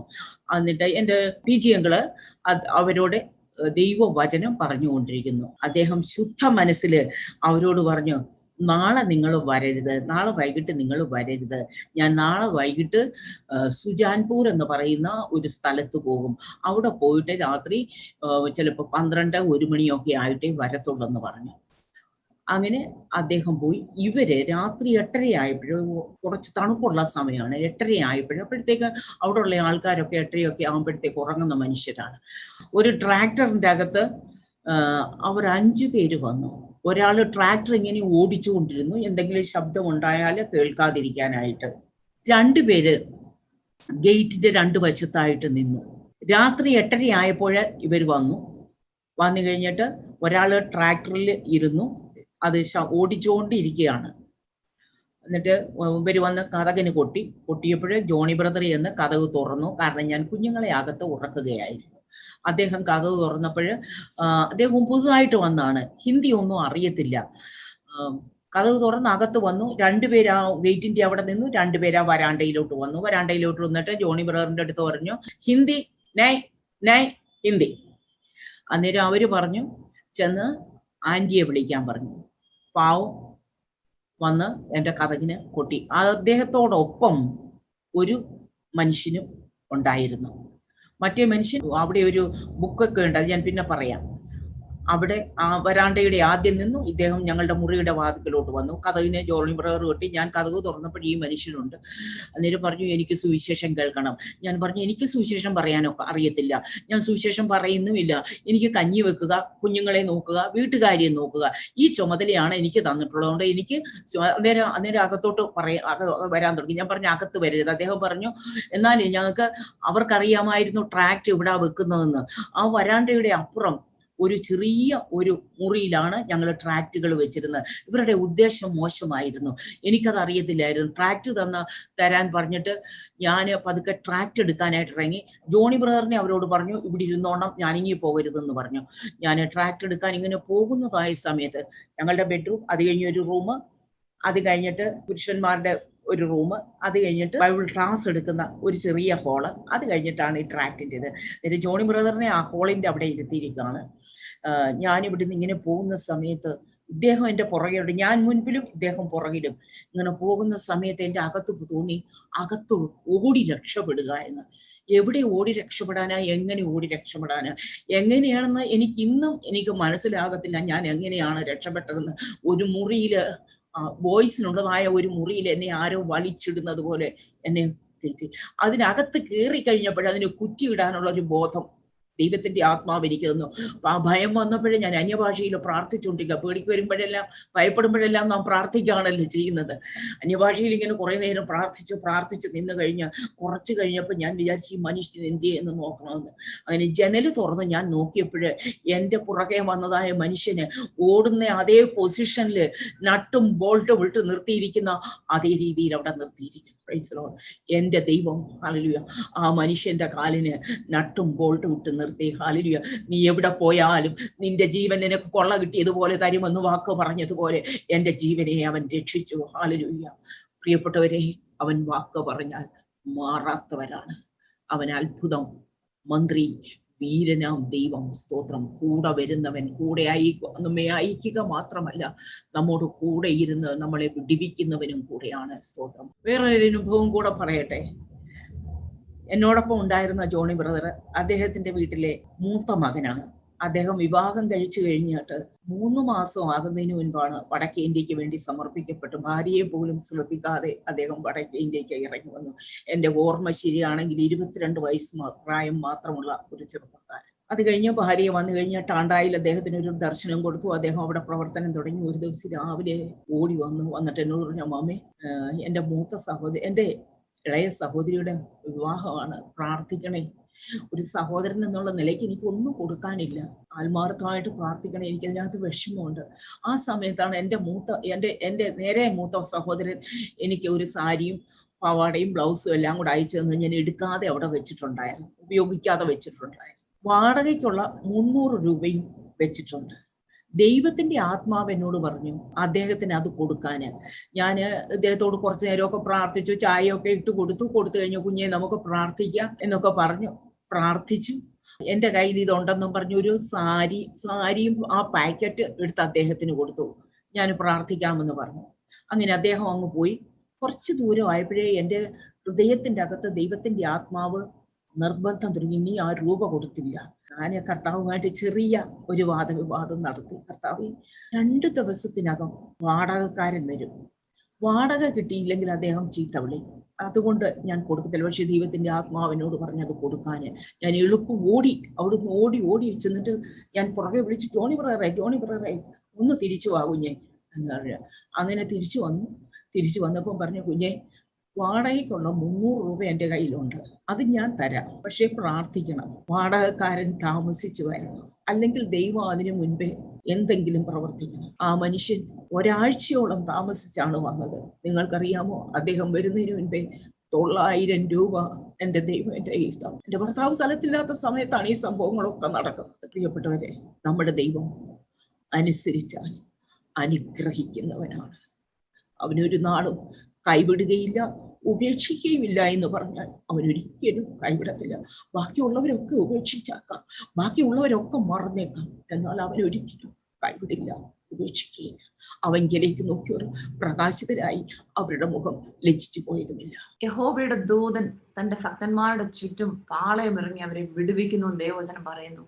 ആന്റിയെ ആ സന്ദർഭത്തിൽ ദൈവം വിടുവിച്ച ആ ദൈവിക സംരക്ഷണത്തെ, അതുപോലെ ദൈവം കരുതിയ ആ കരുതലിനെ ഓർത്ത് ഞാൻ ദൈവത്തിന് സ്തോത്രം അർപ്പിക്കുന്നു. ആന്റി അതുപോലെ പലയിടങ്ങളിലും ആന്റി സുവിശേഷത്തിനായി ഇന്ത്യയിലും പുറത്തും യാത്ര ചെയ്തിട്ടുള്ളതായിട്ട് എനിക്കറിയാം. അതിലെ മറക്കാനാവാത്ത ഒരു യാത്രയെ പറ്റി പറയാമോ? എനിക്ക് ഇന്ത്യയിലും ഇന്ത്യക്ക് പുറത്തും ഞാൻ ഒറ്റയ്ക്ക് യാത്ര ചെയ്തിട്ടുണ്ട്. പല അനുഭവങ്ങളും, മറക്കാനൊക്കാത്ത പല അനുഭവങ്ങളും ഉണ്ട്. എന്നാൽ ഞാൻ ഒരനുഭവം പറയട്ടെ. 2016 എൻ്റെ മകൻ, രണ്ടാമത്തെ മകൻ പറഞ്ഞു, മമ്മി മിക്കവാറും വീട്ടിലാണല്ലോ ഇരിക്കുന്നത്, ഡാഡി ഇങ്ങനെ കൂടുതൽ യാത്ര ചെയ്യുന്നതുകൊണ്ട് മമ്മിക്ക് ഒറ്റയ്ക്കൊക്കെ ആണല്ലോ, മമ്മിക്കൊരു റിഫ്രഷ്മെന്റിന് വേണ്ടിയിട്ട് സൗത്ത് ആഫ്രിക്കയിൽ ഞാൻ മമ്മിക്കൊരു കോൺഫറൻസിന് പോകാനായിട്ട്, അറ്റൻഡ് ചെയ്യാനായിട്ട് അറേഞ്ച് ചെയ്യാം. എന്നിട്ട് ഞാൻ പറഞ്ഞു, മോനെ ഞാൻ ഒറ്റയ്ക്കേ ഉള്ളല്ലോ, അതൊരു അറിയാത്തൊരു രാജ്യമാണല്ലോ, ആഫ്രിക്കക്കാരുടെ ഇടയിലാണല്ലോ എന്ന് പറഞ്ഞു. ആ സമയത്ത് അവൻ എന്നോട് പറഞ്ഞു, മമ്മി എൻ്റെ കൂടെയുള്ള ചെറുപ്പക്കാരായ ചില ആൾക്കാർ വരുന്നുണ്ട്, എൻ്റെ മമ്മിക്ക് സ്വന്തം മക്കളെ പോലെ അവർ കരുതി 8 പേരുണ്ടെന്ന് പറഞ്ഞു. അവര് ദുബൈയിൽ വരും, മമ്മി ഡൽഹിയിൽ നിന്ന് ദുബൈയിലുമല്ല. അങ്ങനെ അവൻ അറേഞ്ച്മെന്റ്സ് എല്ലാം ചെയ്തു. ഞങ്ങൾ ഒന്നിച്ച് ദുബൈയിൽ വെച്ച് കണ്ടുമുട്ടി. അവിടെ ഞങ്ങൾ സൗത്ത് ആഫ്രിക്കയ്ക്ക് ഒന്നിച്ച് യാത്ര ചെയ്തു. അവിടെ ചെന്നിറങ്ങിയപ്പോൾ കോൺഫറൻസ് നടത്തുന്നവര് ഞങ്ങളെ സ്വീകരിക്കാനായിട്ട് വന്നിട്ടുണ്ടായിരുന്നു. വന്ന് ഞങ്ങളുടെ ഓരോരുത്തരുടെയും, അവർ ബ്രിട്ടനിൽ നിന്നാണ്, അവിടുത്തെ ഇന്റർവ്യൂ എടുത്തു, ഞങ്ങളുടെ ഉദ്ദേശം എന്താണ്. അതിനിടയ്ക്ക് അവർ പറഞ്ഞു കൈ വേവ് ചെയ്ത് കാണിക്കണം, ചിരിച്ച് കാണിക്കണം എന്നെല്ലാം പറഞ്ഞ് അതെല്ലാം ഞങ്ങൾ ചെയ്ത് കാണിച്ചു കഴിഞ്ഞ് ഞങ്ങളെ അവർ വണ്ടിയിൽ കയറ്റിക്കൊണ്ട് പോകുന്ന സമയത്ത്, ഹോട്ടലിലോട്ട് പോകുന്ന സമയത്ത് അവർ പറഞ്ഞു, നിങ്ങൾ അവിടെ ചെന്ന് കഴിയുമ്പോഴേ അവിടെയും നിങ്ങളെ സ്വീകരിക്കാനായിട്ട് ഒരു ചെറിയ വെൽക്കം ഗ്രൂപ്പ് ഉണ്ട്, നിങ്ങൾ അവിടെ ചെല്ലുമ്പോഴും ഇങ്ങനെ കൈ വേവ് ചെയ്ത് ചിരിച്ച് കാണിക്കുകയൊക്കെ ചെയ്യണമെന്ന് പറഞ്ഞു. അങ്ങനെ അവിടെ ചെന്ന് കഴിഞ്ഞപ്പോൾ അവർ പറഞ്ഞു, നിങ്ങളുടെ പെട്ടികളൊന്നും കൊണ്ടുപോകണ്ട, നിങ്ങളുടെ പെട്ടികളെല്ലാം ഞങ്ങൾ മുറിയിൽ എത്തിച്ചേക്കാം, നിങ്ങൾ ഹാൻഡ് ബാഗ് മാത്രം എടുത്താൽ മതി എന്ന് പറഞ്ഞു. അങ്ങനെ ഞങ്ങൾ എല്ലാവരും കൂടെ ഒന്നിച്ചു പോകുന്നു. 8 പുരുഷന്മാരും ഞാൻ ഒരൊറ്റ സ്ത്രീ. അവർ 3 പേര് മുൻപിൽ പോയി, ഞാൻ 4ാമത്. ഇങ്ങനെ സ്റ്റെപ്പ് കയറി വേണം പോകാൻ. ഞങ്ങളിങ്ങനെ ചിരിച്ച് കയ്യൊക്കെ കാണിച്ച് കയറി മുകളിലോട്ട് ചെന്നപ്പോൾ ആ വീഡിയോ എടുക്കുന്നവര്, വെൽക്കം ഗ്രൂപ്പുകാർ ഇങ്ങനെ വീഡിയോ എടുത്തെടുത്ത് അവർ പുറകോട്ട് പോയിക്കൊണ്ടിരിക്കുന്നതിനിടയ്ക്ക് അതിന്റെ ഇടയിൽ നിന്ന് 2 പേര് തോക്ക് പിടിച്ചിട്ട് ചാടി എന്തോ ഷൗട്ട് ചെയ്തു, ഡാൻസ് ചെയ്തുകൊണ്ട്. അന്നേരം PG പറഞ്ഞിട്ടുണ്ട്, സൗത്ത് ആഫ്രിക്കയിലൊക്കെ ചിലപ്പോൾ അവർ നമ്മളെ വെൽക്കം ചെയ്യുന്നത് വെടിവെച്ച്, തോക്കും കൊണ്ട് വെടിവെച്ചിട്ട് ഡാൻസ് ചെയ്തുകൊണ്ടാണെന്ന്. ഞാനെന്നാ ഈ ഡാൻസ് ഒന്ന് നല്ലപോലെ കാണാമെന്ന് നിങ്ങൾ അങ്ങോട്ട് നോക്കിയപ്പോഴ് അവരാ തോക്ക് തിരിച്ചു പിടിച്ച് മുൻപിൽ നിന്ന ആളിന്റെ തലയിൽ അടിച്ചു. അവര് പറഞ്ഞത് ഞങ്ങൾക്ക് ആർക്കും മനസ്സിലായില്ല. അവര് പറഞ്ഞത് താഴെ കിടക്കാനാണ് പറഞ്ഞത്. രണ്ടാമത് അവര് ഷൗട്ട് ചെയ്തു.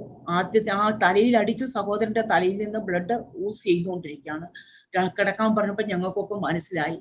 അങ്ങനെ കിടക്കാനും ഇരിക്കാനും അധികം സ്ഥലമില്ല, ഇരുന്നു. അങ്ങനെ ഇരുന്ന സമയത്ത് രണ്ടാമതിരുന്ന സഹോദരൻ ഈ ഷോക്കിന്റെ അകത്ത് പറഞ്ഞത് എന്താണെന്ന് ചെയ്യാനൊന്നും വയ്യാതെ അദ്ദേഹം ഇങ്ങനെ ഇരിക്കുന്ന സമയത്ത് ഷൂസ് ഇട്ട് തൊണ്ടയ്ക്ക് ചവിട്ടി. മൂന്നാമത് ഇരിക്കുന്ന ആളിനെ എൻ്റെ മുൻപിലിട്ട് ഉരുട്ടി അവരുടെ പോക്കറ്റിലെല്ലാം ഇട്ടുന്ന എല്ലാ സാധനങ്ങളും വലിച്ചെടുത്തു. നാലാമതിരിക്കുന്നത് ഞാനാണ്. എൻ്റെ അടുത്ത് വന്നപ്പോൾ എൻ്റെ നെറ്റിയിലോട്ട് തോക്ക് വെച്ചിട്ട് പറഞ്ഞു, മാ ഐ വിൽ കിൽ യു എന്ന് പറഞ്ഞു. അത് കഴിഞ്ഞ ഉടനെ അവരെന്റെ പുറകിലോട്ട് പോയി. കാരണം ഈ മുൻപിലത്തെ ഇതിനകത്ത് സ്ഥലമില്ലാത്തോട്ട് ആ സൈഡിലോട്ടും റൂമുകളിടത്ത് കോറിഡോറുണ്ട്, അവിടോട്ട് കുറെ ആൾക്കാർ കിടപ്പുണ്ട്. അവരുടെ ചെന്ന് ചിലരുടെ പുറത്ത് കയറി ചവിട്ടി, ഷൂസ് ഇട്ട് ചവിട്ടി അടിച്ചു. എല്ലാവരുടെയും സാധനങ്ങളൊക്കെ എടുത്തു. അവർ തിരിച്ചു വരുന്ന സമയത്ത് എൻ്റെ തലയിൽ രണ്ടാമത് തൂക്ക് വെച്ചിട്ട് പറഞ്ഞു, വാച്ചും മോതിരവും എല്ലാം തരാന്. ഞാൻ ഇങ്ങനെ കാണിച്ചു, എൻ്റെ കയ്യിൽ മോതിരയില്ല, വാച്ച് വില കുറഞ്ഞൊരു വാച്ചാണ്. ആ സമയത്ത് അവർക്ക് ആ വാച്ച് കണ്ടപ്പോഴും ദേഷ്യം വന്നു. കയ്യിൽ മോതിരവും സാധനവും ഒന്നും ഇല്ല എന്ന് കണ്ടപ്പോഴും അവർക്ക് ദേഷ്യം വന്നു. തോക്ക് തലയിലോട്ട് പറഞ്ഞു, ഐ വിൽ കിൽ യു മാ. അത് പറഞ്ഞ ഉടനെ എൻ്റെ വലതുവശത്തിരിക്കുന്ന മനുഷ്യൻ്റെ അടുത്തോട്ട് ഈ തോക്ക് എടുത്തുകൊണ്ട് പോയി. അദ്ദേഹത്തിന്റെ കയ്യിലൊരു വളരെ വിലയേറിയ വാച്ചുണ്ട്. അദ്ദേഹം ഒരു ബിസിനസ് മനുഷ്യനായിരുന്നു. വലിയ കട്ടിയുള്ള മാല, കയ്യില് വെഡിങ് റിങ്, അദ്ദേഹം വാച്ചും മാലയും എല്ലാം ഊരി കൊടുത്തു. വെഡിങ് റിങ്ങും വലിയൊരു മോതിരമാണ്. അത് ഊരാൻ നോക്കിയിട്ട് ഊരുന്നില്ല. ഇവർക്ക് ദേഷ്യം വരുന്നുണ്ട്. പക്ഷേ ദേഷ്യം വന്നിട്ട് ഒരു ഒറ്റ അടി കൊടുത്ത സമയത്ത് കേൾക്കുന്നവർക്ക് ചിരി വന്നേക്കാം. പക്ഷെ ഞാൻ പറയുന്നത്, അത്ഭുത മന്ത്രി, വീരനാം ദൈവം, സ്തോത്രം, ഹല്ലേലൂയ, അവൻ ഞങ്ങളെ രക്ഷകനായിട്ട് ഞങ്ങളെ രക്ഷിച്ചതാണ്. ആ മോതിരം ഊരി താഴെ വീണു. അവരതെടുത്തു, സാധനങ്ങളെല്ലാം എടുത്തു. അതിനടുത്തിരുന്ന ആളിന്റെ കയ്യിലും ബാഗും സാധനങ്ങളും പാസ്പോർട്ടും എല്ലാം കൂടെ പറിച്ച് അവര് തിരിച്ചോടിപ്പോയി. ഞാൻ നിങ്ങളോട് പറയട്ടെ, എൻ്റെ ജീവിതത്തിന് എൻ്റെ കയ്യിൽ $300 ഒരൊറ്റ സ്ത്രീയേ ഉള്ളൂ, ഒരു ഹാൻഡ് ബാഗ് ഉണ്ട് എനിക്കെന്ന് അവർക്ക് ചിന്ത വന്നില്ല. സ്തോത്രം. ആ സമയത്തൊക്കെ ഞാൻ പ്രാർത്ഥിക്കുമായിരുന്നു, കർത്താവേ ഈ കുഞ്ഞുങ്ങൾക്ക് ആർക്കും ഒരു ദോഷവും വരല്ലേ കർത്താവേ. യഹോശാഫാത്തിന്റെ ഷേപ്പ് മാറ്റിയവനായ ദൈവമേ, കൊള്ളക്കാരുടെ കയ്യിൽ നിന്ന് കർത്താവേ ഞങ്ങൾക്ക് നിന്നെ രക്ഷിക്കാനും. അങ്ങനെ ദൈവത്തോട് സംസർഗം ചെയ്തുകൊണ്ടിരിക്കുന്ന ആ സമയത്ത് സ്തോത്രം. പ്രിയപ്പെട്ടവരെ, ഞാൻ പറയട്ടെ, എൻ്റെ ഒരു രോമം പോലും, എൻ്റെ തലയിലെ ഒരു മുടി പോലും വീഴാനൊത്തില്ല. എൻ്റെ കയ്യിൽ $300 ലാപ്ടോപ്പ് ഉണ്ട്. ഒരു വകയും നഷ്ടപ്പെടാതെ, യാതൊരു കുഴപ്പവുമില്ലാതെ ദൈവം എന്നെ സൂക്ഷിച്ചു. സ്തോത്രം. ഞാൻ സകല ജഡത്തിനും അനർത്ഥം വരുത്തും, എങ്കിലും നീ പോകുന്നിടത്തെല്ലാം നിന്റെ ജീവൻ നിനക്ക് കൊള്ള കിട്ടിയതുപോലെ ഇരിക്കുമെന്ന് വാക്ക് പറഞ്ഞവനായ സ്തോത്രം. കൊള്ളക്കാരുടെ കയ്യിൽ നിന്ന് എൻ്റെ ജീവനെ കൊള്ള പോലെ സൂക്ഷിച്ചു എന്ന് എനിക്ക് പറയുവാനൊക്കും. സ്തോത്രം. ഒരാഴ്ച കഴിഞ്ഞപ്പോൾ അവിടെ നിന്ന് 6-7 കിലോമീറ്റർ ദൂരെയുള്ള ഒരു ഹോട്ടലില് 19 ടൂറിസ്റ്റുകളെ അവർ വെടിവെച്ച് കൊന്നു. പ്രിയ ദൈവമക്കളെ, വാഗ്ദത്തം ചെയ്താൽ വാക്കുമാറാത്തവൻ, ഹല്ലേലൂയ, അവൻ നമ്മളുടെ രക്ഷകനായിട്ട് സ്തോത്രം നമുക്ക് 4 ചുറ്റും ഇറിക്കുന്നവനാണ്. മരണത്തിൽ നിന്നുള്ള നീക്കുപോക്കുകൾ കർത്താവായ യഹോവയ്ക്കുള്ളതാവുന്നു. പൗലോസ് അപ്പോസ്തലൻ പറയുന്നത് പോലെ കള്ളന്മാരെ കൊണ്ടുള്ള ആപത്ത്, കരയിലെ ആപത്ത്, കടലിലെ ആപത്ത്, പക്ഷെ എന്തൊക്കെ സംഭവിച്ചാലും നമ്മുടെ ജീവിതത്തെ ഒരു രോമത്തെ പോലും തൊടുവാൻ കഴിയാതെ ദൈവം നമ്മളെ അത്ഭുതകരമായി കാത്തു സൂക്ഷിക്കുന്ന ഒരു അമ്പയർ ക്രിക്കറ്റിന് കൈ ഉയർത്തുന്നത് വരെ ആ ക്രിക്കറ്റ് കളിക്കുന്ന വ്യക്തി ആ കോർട്ടിൽ ഉണ്ടാകുമെന്ന് പറയുന്നത് പോലെ നമ്മുടെ ദൈവം അനുവദിക്കാതെ നമ്മുടെ ജീവിതത്തെ ഒന്നും ചെയ്യുവാൻ ഒരു ശത്രുവിനും കഴിയുകയില്ല. ആ വലിയ അത്ഭുതത്തെ ഓർത്ത് ഞാൻ ദൈവത്തിന് സ്തോത്രം ചെയ്യുന്നു. ഹല്ലേലൂയ. ആന്റി, ഇനി എനിക്ക് ചോദിക്കാനുള്ളത് അങ്കിളിന്റെ ആന്റിയുടെയും മക്കളുടെ കാര്യമാണ്. 5 മക്കളുണ്ടെന്ന് എല്ലാവർക്കും അറിയാം. അതുപോലെ അവർ സ്കൂളിലും കോളേജിലും ഒക്കെ പഠിച്ചുകൊണ്ടിരുന്ന കാലത്തോ അതിന് ശേഷമോ ഒന്നും ദൈവവഴി വിട്ടു പോകുവാൻ ഒരിക്കലും ഇടയായിട്ടില്ലെന്ന് ആന്റിയുടെ പ്രസംഗത്തിൽ കേട്ടിട്ടുണ്ട്. അതിന്റെ രഹസ്യം എന്താണ്? കുഞ്ഞുങ്ങളെ എങ്ങനെയാണ് ദൈവവഴികളിൽ വളർത്തിയതും പഠിപ്പിച്ചതും? കുഞ്ഞുങ്ങൾക്ക് വേണ്ടി ഞങ്ങൾ ഒന്നിച്ചും വ്യക്തിപരമായിട്ട് പ്രാർത്ഥിക്കുമായിരുന്നു. എൻ്റെ ഒരു പ്രാർത്ഥന, കർത്താവേ, ദൈവ ഭയമുള്ള കുഞ്ഞുങ്ങളായിരിക്കണം കർത്താവേ. അത് മാത്രമേ ഞാൻ ദൈവത്തോട് ചോദിച്ചിട്ടുള്ളൂ. ദൈവത്തോടുള്ള ഭക്തി ഉള്ള കുഞ്ഞുങ്ങളായിരിക്കണം. അവരെ കേൾക്ക പ്രാർത്ഥിക്കുമായിരുന്നു. അവർക്ക് വേണ്ടി പ്രാർത്ഥിക്കുന്ന ഒരു പ്രാർത്ഥനയാണ്, ഞാനൊരു ചെറിയ പുസ്തകം എഴുതിയിട്ടുണ്ട്. ഞാൻ പലപ്പോഴായിട്ട് പ്രാർത്ഥിച്ച പ്രാർത്ഥനകളാണ്. ഒരു ചെറിയ പുസ്തകമുണ്ട്, ഒരു അമ്മയുടെ ഏറ്റുപറച്ചിൽ എന്ന് പറയുന്ന ഒരു പുസ്തകം. അത് ചെറുപ്പക്കാരായ അമ്മമാർക്ക് പ്രയോജനപ്പെടുമല്ലോ എന്നുകൊണ്ട് അങ്ങനെ ദൈവത്തിന്റെ ആത്മാവ് തോന്നിച്ചതിനാൽ എഴുതിയതാണ്. ഞങ്ങളുടെ വീട്ടില് എല്ലാ ദിവസവും സദൃശ്യവാക്യം 1-ാം ദിവസം 1-ാം അധ്യായം വായിക്കും. അത് വായിച്ച് പ്രാർത്ഥിക്കുമായിരുന്നു. കുഞ്ഞുങ്ങളെ കൊണ്ടും അതിൽ നിന്ന് ഷെയർ ചെയ്യിക്കും. അവർക്ക് ഇഷ്ടമുള്ള വാക്യങ്ങൾ അവരെ കൊണ്ട് പറയിക്കും, അവരെ കൊണ്ട് പ്രാർത്ഥിപ്പിക്കും. കൊച്ചു കുഞ്ഞുങ്ങളായിരിക്കുമ്പോൾ തന്നെ അവരെ ഞാൻ കയ്യിൽ വെച്ചിട്ട് പ്രാർത്ഥിക്കുമായിരുന്നു. ആഹാരം കൊടുക്കാൻ ഞങ്ങൾക്ക് പാല് വാങ്ങിക്കാൻ സമയമില്ലാത്ത ദിവസങ്ങളുണ്ടായിരുന്നു, ആഹാരമില്ലാത്ത ദിവസങ്ങളൊക്കെ. ആ സമയത്ത് ബോട്ടിലിൻ്റെ അകത്ത് വെള്ളം നിറച്ചിട്ട് പ്രാർത്ഥിക്കും, കർത്താവേ, ഈ വെള്ളം നിന്റെ രക്തമായി തീരട്ടെ കർത്താവേ, നിന്റെ രക്തത്തിന് യാതൊരു വിറ്റാമിന്റെയും കുറവില്ല കർത്താവേ, പ്രാർത്ഥിക്കുമായിരുന്നു. കുഞ്ഞുങ്ങളുടെ പ്രായം എന്നല്ല, ഒരു കുഞ്ഞായിരിക്കുമ്പോൾ തന്നെ അവരുടെ ഭാഷയിൽ ഞാൻ അവരെ കൈവച്ച് പ്രാർത്ഥിക്കുമായിരുന്നു. കുഞ്ഞുങ്ങൾ ആ പ്രാർത്ഥന കണ്ടു വളർന്നു. പിന്നെ ദൈവത്തിന്റെ വലിയ കൃപയെന്ന് പറയാം. സ്തോത്രം. അല്ലാതെ നമ്മളുടെ മിടുക്കോ നമ്മുടെ കാര്യമോ ഒന്നുമല്ല. ദൈവത്തിന്റെ കൃപയാൽ മാത്രം അവർ ദൈവ ഭയത്തിൽ വളരുവാൻ ദൈവം സഹായിച്ചു. തന്നെയുമല്ല, ഞങ്ങളുടെ ഭവനത്തില് മറ്റു സുവിശേഷ വേലക്കാരുടെ കുറ്റം ഞങ്ങൾ ഇരുന്ന് പറയത്തില്ല. ഇതൊക്കെ ആയിരിക്കാം കുഞ്ഞുങ്ങള് ദൈവഭയത്തിൽ വളർന്നു വരുവാൻ കാരണമാക്കിയത്. അവർക്കറിയാം, അവർ കിടന്നുറങ്ങുമ്പോഴും ഒക്കെ ഞാൻ അവർക്ക് വേണ്ടി അവർ കിടക്കുന്നിടത്തൊക്കെ പോയി പ്രാർത്ഥിക്കുമായിരുന്നു. കുഞ്ഞുങ്ങളുടെ കൂടെ കിടക്കുന്ന സമയത്തും രാവിലെ എഴുന്നേറ്റിരുന്ന് അവരുടെ മേലെ കൈവച്ച് പ്രാർത്ഥിക്കുമായിരുന്നു. അവർ കേട്ടിട്ടുള്ള പ്രാർത്ഥനകളാകാം, ദൈവത്തിന്റെ ആത്മാവിന്റെ പ്രവൃത്തിയും ദൈവത്തിന്റെ കൃപയും എല്ലാം കൂടെ ദൈവം ചെയ്തു. അതേ പറയാനുള്ളൂ. ബാലൻ നടക്കേണ്ട വഴിയിൽ അവനെ അഭ്യസിപ്പിക്കുക എന്ന് ദൈവവചനം പറയുന്നു. അഭ്യസിപ്പിക്കുകയും അതിനോടൊപ്പം പ്രാർത്ഥിക്കുകയും ചെയ്യേണ്ട ഒരു ഉത്തരവാദിത്വം നമുക്കുണ്ട്. പ്രത്യേകിച്ച് മാതാക്കളായ നമ്മളെ ഏൽപ്പിച്ചിരിക്കുന്ന കുഞ്ഞുങ്ങളെ അവർക്ക് വേണ്ടി പ്രാർത്ഥിക്കുവാൻ നാം വളരെ കടപ്പെട്ടിരിക്കുന്നു. ഭവനങ്ങളിൽ നമ്മൾ ആയിരിക്കുമ്പോൾ, പ്രത്യേകിച്ച് സഹോദരിമാരോട് മാതാക്കളോട് എനിക്ക് പറയുവാനുള്ളത്, ഓരോ കുഞ്ഞുങ്ങളെയും ദൈവകരങ്ങളിൽ ഏൽപ്പിച്ച് പ്രാർത്ഥിക്കുക.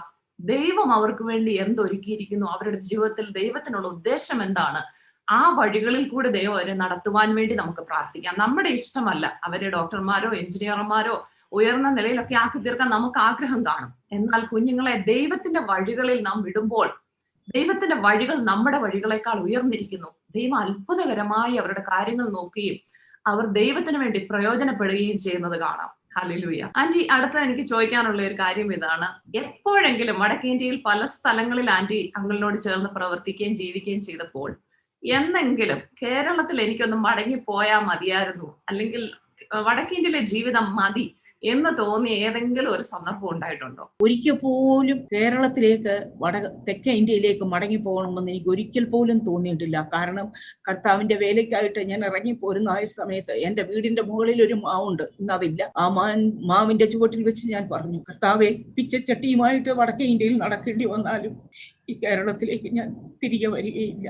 എന്നാൽ എൻ്റെ രണ്ടാമത്തെ കുഞ്ഞിനെ പ്രസവിച്ചു കഴിഞ്ഞ് 4-5 ദിവസം ഒക്കെ ആഹാരം പ്രസവിച്ച് കഴിഞ്ഞിട്ട് 5ാമത്തെ 6ാമത്തെ ദിവസങ്ങളിലൊക്കെ ഒന്നും കഴിക്കാനില്ലാത്ത സമയത്ത് ആഗ്രഹിച്ചിട്ടുണ്ട്, കർത്താവ്, ഒരു ദിവസം എൻ്റെ വീട്ടിൽ ചെന്നൊരു നല്ല ആഹാരം കഴിക്കാൻ ഒത്തിരുന്നെങ്കിൽ, വയറു നിറച്ച ആഹാരം കഴിക്കാൻ ഒത്തിരുന്നെങ്കിൽ ആഗ്രഹിച്ചിട്ടുണ്ട്. ഒരിക്കൽ പോലും കേരളത്തിൽ തിരിച്ചു പോകണമെന്ന് ഞാൻ വിചാരിച്ചിട്ടില്ല. ആന്റി 48 വർഷത്തെ ആന്റിയുടെ വടക്കേ ഇന്ത്യയിലെ ജീവിതത്തിലും സുവിശേഷ പ്രവർത്തനത്തിലും ആന്റിക്ക് ഏറ്റവും സന്തോഷം തോന്നിയ ഒരു അനുഭവം പറയാമോ? പല അനുഭവങ്ങളുണ്ട്, എന്നാൽ ഞാൻ ഒരു എളുപ്പം ഓർമ്മയിൽ വന്ന ഒരനുഭവം പറയട്ടെ. 2004 പോളച്ചൻ എന്ന് പറയുന്നതായ ഒരു പാസ്റ്റർ ഞങ്ങളെ വിസിറ്റ് ചെയ്യാനായിട്ട് വന്നു. ഞങ്ങൾ ആ സമയത്ത് ഞങ്ങൾ നേരത്തെ താമസിച്ചിരുന്ന കെട്ടിടം പാസ്റ്റർ ജോയ് തോമസിന് നമ്മൾ സ്ഥാനം ഒഴിഞ്ഞു കൊടുത്തപ്പോൾ അദ്ദേഹത്തിന് താമസിക്കാനായിട്ട് ആ സ്ഥലം കൊടുത്തു, ആ വീട് കൊടുത്തു. അടുത്ത് കഴിഞ്ഞ് ആ കോമ്പൗണ്ടിൽ തന്നെയുള്ള ഒരു ബെഡ്റൂമുള്ള ഒരു മുറിയിലാണ് താമസിക്കുന്നത്. അന്നേരം അദ്ദേഹം അവിടെ വന്നിരുന്നിട്ട് ഞങ്ങളുമായിട്ട് ഇങ്ങനെ സംസാരിച്ചു കൊണ്ടിരിക്കുന്ന സമയത്ത് അദ്ദേഹം കരയാൻ തുടങ്ങി. എന്തിനാണ് കരയുന്നതെന്ന് ചോദിച്ചപ്പോഴാണ് അദ്ദേഹം പറഞ്ഞു, അയ്യോ, ഞാൻ എൻ്റെ പിതാവിനെ വിറകുകൊണ്ട് അടിച്ചു കൊന്ന ഒരു വ്യക്തിയാണ്, ഞാനൊരു കൊലപാതകനാണ്, ഞാൻ ജയിലിലായിരുന്നു. അവിടെ വെച്ച് അങ്കിള് അയച്ചു തന്ന പുസ്തകങ്ങളും കത്തുകളും ഒക്കെ എൻ്റെ ജീവിതത്തിനകത്ത് വ്യത്യാസങ്ങളുണ്ടാക്കി. ആ പുസ്തകങ്ങൾ നിമിത്തം എനിക്ക് ആ ജയിലിൽ തന്നെ ഒരു പ്രെയർ ഗ്രൂപ്പ് തുടങ്ങാനൊത്തു. അതിനുശേഷം ഞാൻ ബൈബിൾ സ്കൂളിൽ പോയി. ഞാനിന്ന് കർത്താവിനെ കുറിച്ച്, യേശുവിനെ കുറിച്ച് പറയുന്ന ഒരു വ്യക്തിയാണ്. അങ്കിളി ഇങ്ങനെയുള്ള ഒരു സാഹചര്യത്തിലൊക്കെ താമസിച്ചിട്ടാണല്ലോ പുസ്തകങ്ങളും മാസികകളും ഒക്കെ അയച്ചതെന്ന് പറഞ്ഞിട്ട് അദ്ദേഹം കരയാൻ തുടങ്ങി. എന്നാൽ എൻ്റെ ഹൃദയത്തിനകത്ത് ഏറ്റവും സന്തോഷമുണ്ടായൊരു കുലപാതകിയായ ഒരു വ്യക്തി, ഹല്ലേലൂയ, ദൈവത്തെ അറിയാതെ സ്വന്തം പിതാവിനെ അടിച്ചു വന്നൊരു വ്യക്തി കർത്താവിനെ രക്ഷിതാവായി സ്വീകരിച്ചു എന്നറിഞ്ഞപ്പോൾ എനിക്ക് വളരെ സന്തോഷമുണ്ടായി. ആ സമയത്ത് ഞാൻ സാധാരണ ഇങ്ങനെയുള്ള പുരുഷന്മാരുടെ പുറത്തൊന്നും അങ്ങനെ തൊടാറില്ല. പക്ഷേ ഒരു സ്വന്തം മകൻ എന്ന നിലയിൽ ഞങ്ങൾ രണ്ടുപേരും ഓടെ നിൽക്കൊണ്ട് ഞാൻ അദ്ദേഹത്തിന്റെ തോളിലിയെന്ന് ഇങ്ങനെ കൈവച്ചാൽ ഒരു സ്വന്തം മകനോടുള്ള ഒരു സ്നേഹമാണ് എനിക്ക് അദ്ദേഹത്തോടുണ്ടായത്. ഞാൻ ദൈവത്തോട് പറഞ്ഞു. എന്നിട്ട് ഞങ്ങൾ രണ്ടുപേരും കരയുകയാണ്. അദ്ദേഹത്തിന്റെ സാക്ഷ്യം കേട്ടിട്ട് അദ്ദേഹവും കരയുന്നു, ഞങ്ങൾ രണ്ടുപേരും. അവിടെ നിന്നുകൊണ്ട് ഞാൻ പറഞ്ഞ, കർത്താവെ, 1000 ജീവിതങ്ങൾ തന്നാലും ഈ PGയോടൊപ്പം കർത്താവിന്റെ വേലയ്ക്ക് എവിടെയായാലും, കുന്നുകളാണെങ്കിലും താഴ്വരകളാണെങ്കിലും മരച്ചുവടുകളാണെങ്കിലും പോകാൻ ഞാൻ തയ്യാറാണെന്ന് ഹൃദയത്തിൽ ഞാൻ സമർപ്പിച്ചു. അദ്ദേഹത്തിന്റെ മാനസാന്തരം, ആ സാക്ഷ്യം എൻ്റെ ജീവിതത്തിനകത്ത് വളരെയേറെ സന്തോഷം തന്നൊരനുഭവമാണ്. കഴിഞ്ഞ 48 വർഷത്തെ വടക്കേ ഇന്ത്യയിലെ ജീവിതത്തിൽ സുവിശേഷ പ്രവർത്തനത്തിനിടയ്ക്ക് ആന്റിക്ക് ഏറ്റവും മറക്കാൻ പറ്റാത്ത ഒരു അനുഭവം പറയാമോ? 48 വർഷത്തെ മറക്കാനാത്ത അനുഭവങ്ങൾ, വളരെയേറെ അനുഭവങ്ങളുണ്ട്. എന്നാൽ എളുപ്പം എൻ്റെ തലയിൽ ചിന്തയിൽ ഓർമ്മ വന്ന ഒരനുഭവം പറയട്ടെ.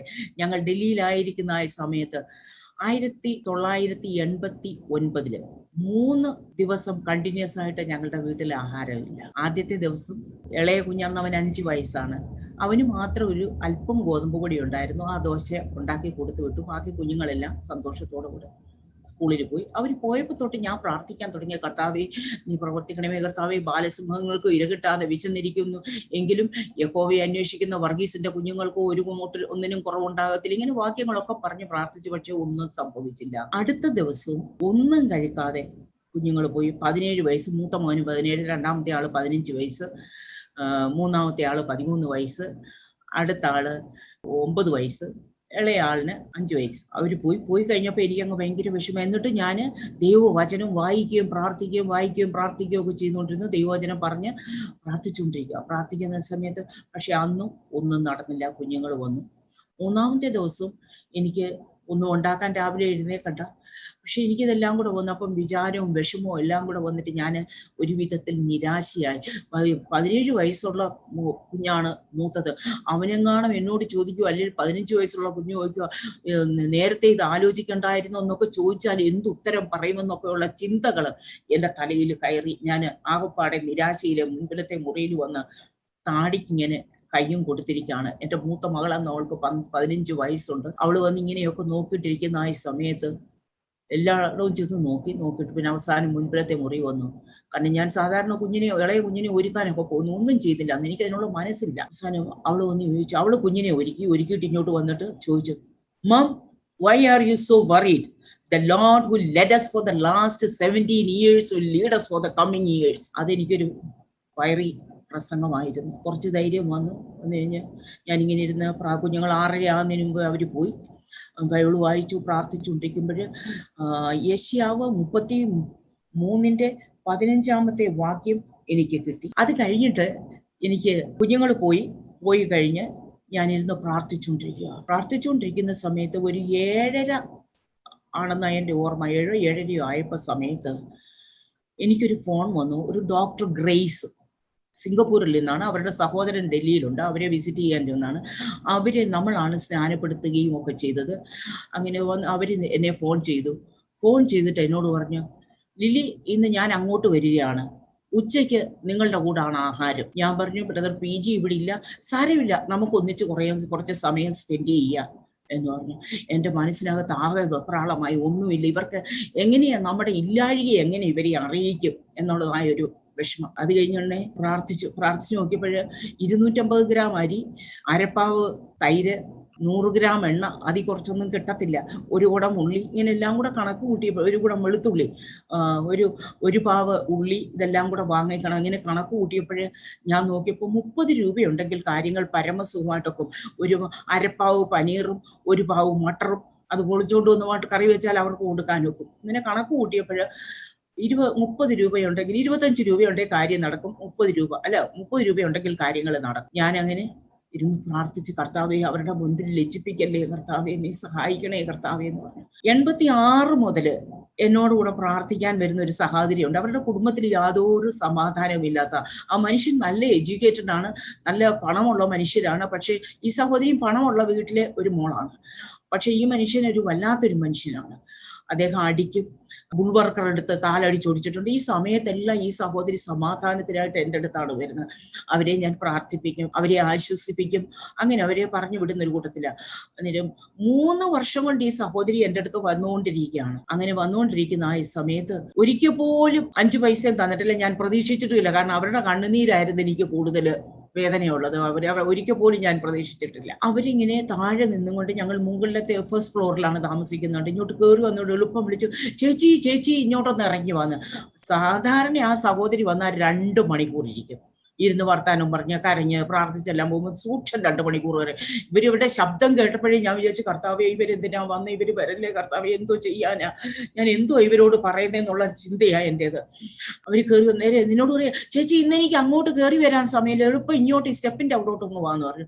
ഞാൻ ഇറങ്ങി ചെന്നപ്പോഴേ ഒരു മഞ്ഞ പ്ലാസ്റ്റിക് കവറിനകത്ത് കുറച്ച് സാധനം, അതിന് മുമ്പേ എൻ്റെ കൈ അങ്ങോട്ട് പിടിച്ചിട്ട് ഒരു പേപ്പർ കവറിനകത്ത് എൻ്റെ കൈ, ഇത് പിടിക്കുക ചേച്ചി എന്നും പറഞ്ഞ് എൻ്റെ കയ്യിൽ തന്നു കഴിഞ്ഞ് ഒരു പ്ലാസ്റ്റിക് കവറിനകത്ത് കുറച്ച് തന്നുകൊണ്ട് ആ സ്റ്റെപ്പിൽ തന്നെ നിന്നുകൊണ്ട് പറഞ്ഞു, ചേച്ചി ഇന്നെനിക്ക് ഇരിക്കാൻ സമയമില്ല കേട്ടോ, എനിക്ക് അത്യാവശ്യമായിട്ട് ബാങ്കിൽ നിന്ന് പോകണം. ഇന്നലെ നാട്ടിൽ നിന്ന് ഒരാൾ വന്നു, ആ ചേച്ചി കുറേ സാധനങ്ങളൊക്കെ കൊടുത്തു.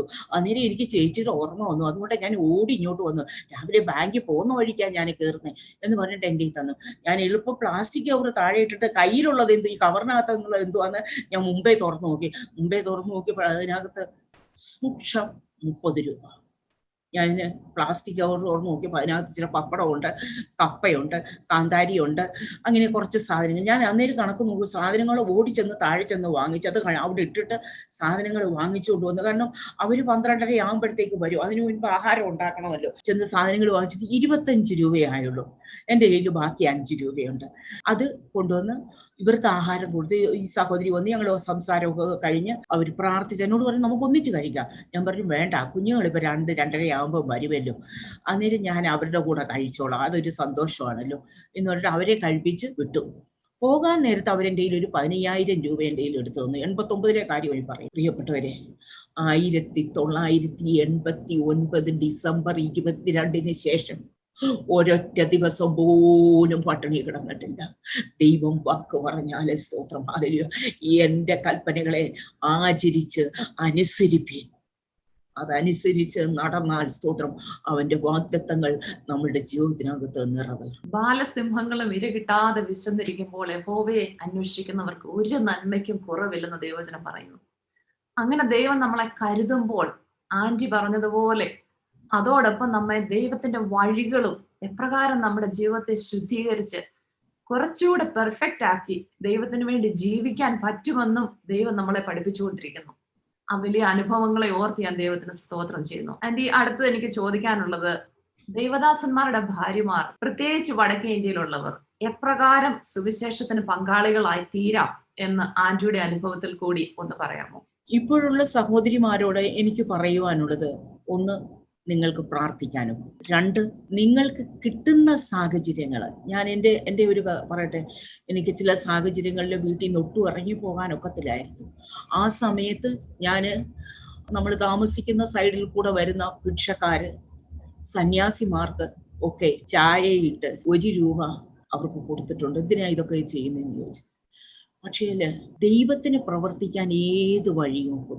നമ്മൾ ചന്തസ്ഥലത്ത് ചെല്ലുന്നിടത്ത് അവിടെ നമുക്ക് ഇക്കാലത്ത് ബുദ്ധിമുട്ടാണ്, എന്നാലും നമുക്ക് നമ്മളുടെ സാക്ഷ്യം പറയാനൊക്കും. ഞാൻ എളുപ്പം ഒരു സാക്ഷ്യം പറയട്ടെ. ഡൽഹിയിൽ ഒരു കടയുണ്ട്. ഞാൻ അവിടെ ചെന്ന് കുറേ സാരികൾ വാങ്ങി നമ്മളുടെ സുവിശേഷ വേലക്കാർക്ക് കൊടുക്കുവാനായിട്ട്. ആ സമയത്ത് പൈസ കൊടുത്തു കഴിഞ്ഞപ്പോൾ അദ്ദേഹം തെറ്റിയിട്ട് എനിക്ക് 100 രൂപ എൻ്റെ കയ്യിൽ അധികം തന്നു. ഞാൻ വീട്ടിൽ വന്ന് ഞാനന്ന് സാക്കത്തിൽ താമസിക്കുന്ന സമയമാണ്, കുറേ ദൂരമാണ്. തിരിച്ചു വന്ന് നോക്കിയപ്പോൾ 100 രൂപയുണ്ട്. ഞാൻ ആ രൂപ 100 രൂപ കൊണ്ട് അദ്ദേഹത്തിന് കൊടുത്തു കഴിഞ്ഞപ്പോൾ അദ്ദേഹം ചോദിച്ചു, ഞാൻ പറഞ്ഞു, ഞാനൊരു യേശുവിൻ്റെ ശിഷ്യയാണ്. പ്രിയപ്പെട്ടവരെ, നമ്മുടെ ജീവിതത്തിനകത്ത് അനുഭവങ്ങളിൽ കൂടെ സാഹചര്യങ്ങൾക്കനുസരിച്ച് നമുക്ക് യേശുവിനെ കുറിച്ച് പറയുവാനൊക്കും. സഹോദരിമാർക്ക് പ്രാർത്ഥനാ ഗ്രൂപ്പുകൾ നമുക്ക് ചെയ്യാനൊക്കും, സഹോദരിമാരുടെ മീറ്റിങ്ങുകൾ ഉണ്ടാക്കാനൊക്കും. അതുപോലെ ഞാൻ മുൻപേ പറഞ്ഞതുപോലെ ഏത് സാഹചര്യത്തിലും ഒരു സാക്ഷ്യമായിട്ടിരിക്കാൻ കിട്ടുന്ന അവസരങ്ങൾ ഒന്നും നഷ്ടപ്പെടാതെ നാം ഉപയോഗിക്കുന്നവരുമായിരിക്കണം. സഹോദരിമാരെ, ഒരു മൂത്ത സഹോദരി എന്നുള്ള നിലയിൽ, ഒരമ്മയെന്നുള്ള നിലയിൽ ഞാൻ നിങ്ങളോട് പറയട്ടെ, ദെബോറയെ പോലെ നാം സ്വയമായിട്ട് ഉണരുക, മറ്റുള്ളവരെ ഉണർത്തുക. അതുപോലെ സഹോദരന്മാരെ, അവര് നിൽക്കേണ്ടുന്ന സ്ഥാനം അവരെ നിർത്തുക. ബാരാക്കിന് കൊടുക്കേണ്ടുന്ന സ്ഥാനം അവൾ കൊടുത്തു. ഭർത്താക്കന്മാർക്ക് കൊടുക്കേണ്ടുന്ന സ്ഥാനം കൊടുക്കുക. ഭാര്യമാര് നിൽക്കേണ്ടുന്നിടത്ത് നിൽക്കുക. അതുപോലെ ഭാര്യമാരെ പ്രോത്സാഹിപ്പിച്ച് മുൻപോട്ട് കൊണ്ടുപോകുക. ആന്റി, നമ്മെ ശ്രദ്ധിച്ചുകൊണ്ടിരിക്കുന്ന കേരളത്തിലുള്ള ചെറുപ്പക്കാരോട്, പ്രത്യേകിച്ച് സുവിശേഷ താല്പര്യമുള്ള സഹോദരിമാരോട് ആന്റിക്ക് എന്താണ് പറയാനുള്ളത്? പ്രത്യേകമായി അവർക്ക് വടക്കേ ഇന്ത്യയിൽ കടന്നു വന്ന് ദൈവത്തിന് വേണ്ടി ജീവിക്കുവാനും ഒരു പുതിയ അധ്യായം എഴുതി ചേർക്കുവാനും ദൈവത്തിന് വേണ്ടി പോരാടുവാനും എപ്രകാരമുള്ള ഒരു തയ്യാറെടുപ്പാണ് അവർ ചെയ്യേണ്ടത്? ആദ്യമായിട്ട് സുവിശേഷ വേലയ്ക്ക് ഒരു സമർപ്പണം വേണം. എൻ്റെ ജീവിതത്തിനകത്ത് എന്ത് വന്നാലും ഞാൻ എൻ്റെ ബൈബിളിൻ്റെ മുൻപിൽ കർത്താവിൻ്റെ വേലയ്ക്ക് ഇറങ്ങിക്കഴിഞ്ഞ സമയത്ത് എഴുതിയിട്ട ചില വരികൾ ഞാൻ വായിക്കുവാൻ ആഗ്രഹിക്കുകയാണ്. Abandoned unto him, utterly abandoned to the will of God, seeking for no other path than my master trod, leaving ease and pleasure, making him my choice, waiting for his choice, listening for his voice. കർത്താവിന് വേണ്ടി പൂർണ്ണമായിട്ടും എറിഞ്ഞു കൊടുക്കപ്പെട്ട ഒരു ജീവിതം, കഷ്ടതയോ പട്ടിണിയോ ഉപദ്രവമോ എന്തു വന്നാലും ക്രിസ്തുവിന്റെ സ്നേഹത്തിൽ നിന്ന് എന്നെ വേർപിരിക്കയില്ല എന്നുള്ളതായ ഒരു തീരുമാനം ഉണ്ടായിരിക്കണം. അതുപോലെ തന്നെ സ്തോത്രം, ചെറുപ്പക്കാരായ കുഞ്ഞുങ്ങളോട് എനിക്ക് പറയുവാനുള്ളത്, സ്തോത്രം, 1 തിമോഥെയോസ് 4:12, ആരും നിന്റെ യൗവനം തുച്ഛീകരിക്കരുത്. വാക്കിലും നടപ്പിലും സ്നേഹത്തിലും വിശ്വാസത്തിലും നിർമ്മലതയിലും വിശ്വാസികൾക്ക് മാതൃകയായിരിക്കുക. ഞാൻ കർത്താവിൻ്റെ വേലയ്ക്ക് എവിടെ പോയാലും, കർത്താവിൻ്റെ വേലയ്ക്കെന്ന് മാത്രമല്ല, ഞാനൊരു വിശ്വാസിയായിരിക്കുന്ന കാലത്തോളം, ഞാനൊരു യേശുവിൻ്റെ ശിഷ്യയായിട്ട് ജീവിക്കുന്ന സമയത്ത് ഞാൻ എല്ലാവർക്കും ഒരു മാതൃകയായിരിക്കും. സ്തോത്രം. എൻ്റെ കൂട്ടുകാർക്ക്, എന്നോടൊപ്പം ജീവിക്കുന്നവർക്ക് ഞാനൊരു മാതൃകയായിരിക്കും. ഒന്നുമല്ലെങ്കിൽ അത് നമ്മളുടെ ആഗ്രഹമാണെങ്കിൽ, അത് നമ്മളുടെ പ്രാർത്ഥനയാണെങ്കിൽ, കർത്താവേ സകലത്തിലും എന്നെ മാതൃകയാക്കി തീർക്കണമേ എന്നൊരു പ്രാർത്ഥനയുണ്ടെങ്കിൽ സ്തോത്രം, ദൈവം അത് നമ്മുടെ ജീവിതത്തിൽ അത് ചെയ്തു തരിക തന്നെ ചെയ്യും. സ്തോത്രം. വാക്കിലും നടപ്പിലും പ്രവൃത്തിയിലും സ്നേഹത്തിലും വിശ്വാസത്തിലും എല്ലാം മാതൃകയായിരിക്കണം എന്നുള്ളൊരു ആഗ്രഹം. അതുപോലെ നിന്നെ തന്നെയും ഉപദേശത്തെയും സൂക്ഷിച്ചുകൊള്ളുക, ഇതിൽ ഉറച്ചു നിൽക്കാം. അങ്ങനെ ചെയ്താൽ നീ നിന്നെയും നിന്റെ പ്രസംഗം കേൾക്കുന്നവരെയും രക്ഷിക്കും. നിന്നെ തന്നെയും നിന്റെ ഉപദേശത്തെയും സൂക്ഷിച്ചുകൊള്ളുക. പ്രിയ കുഞ്ഞുങ്ങളെ, വടക്കേ ഇന്ത്യയില് വളരെയേറെ വയലുകളുണ്ട്. കേരളത്തിൽ 280 പേർക്ക് ഒരു സുവിശേഷകൻ.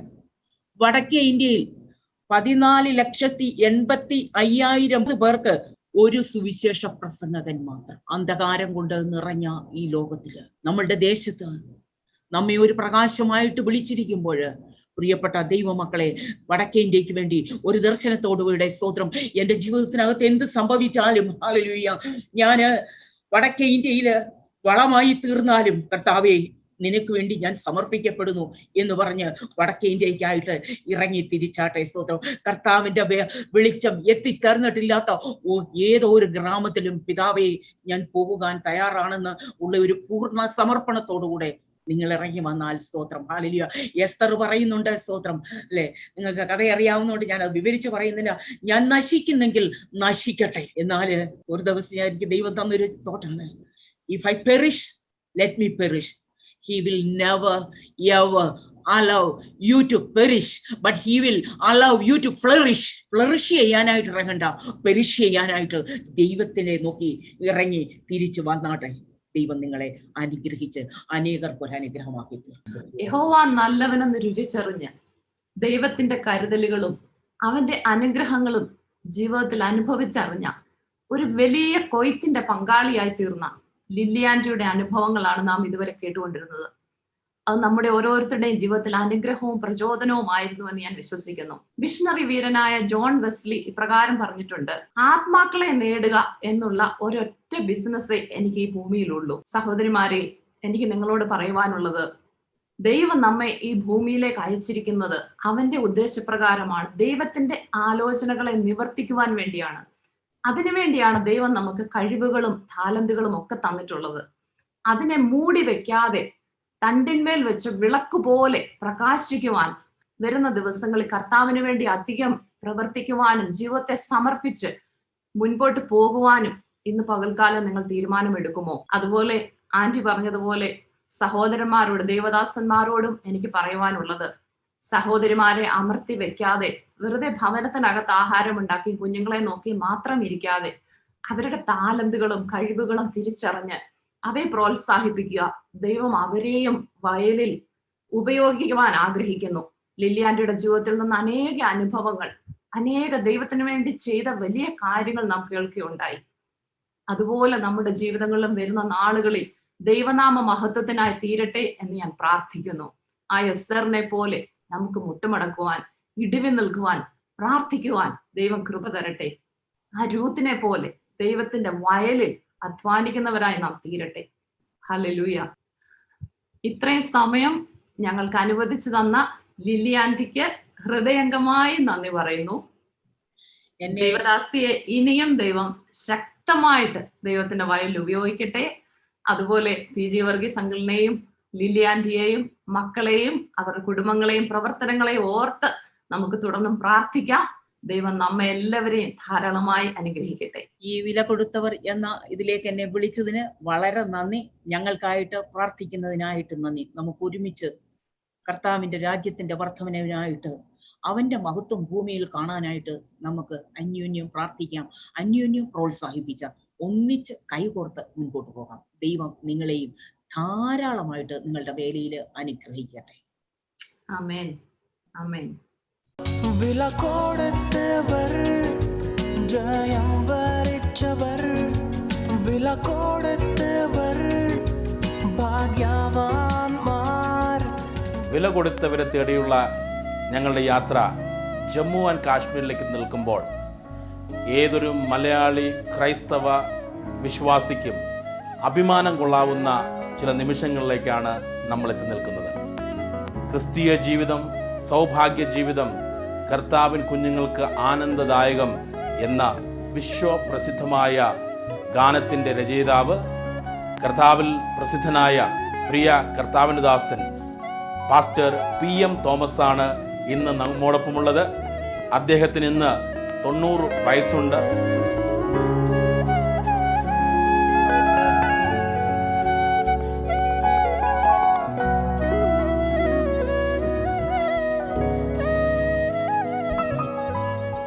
വില കൊടുത്തവർ മറക്കാതെ കാണുക. എല്ലാ ബുധനാഴ്ചയും വൈകുന്നേരം 6 മണി മുതൽ 6:40 വരെ. ഈ എപ്പിസോഡുകൾ മുടങ്ങാതെ ലഭിക്കുവാൻ ഞങ്ങളുടെ ഫേസ്ബുക്ക് പേജ് ലൈക്ക് ചെയ്യുക, യൂട്യൂബ് ചാനൽ സബ്സ്ക്രൈബ് ചെയ്യുക.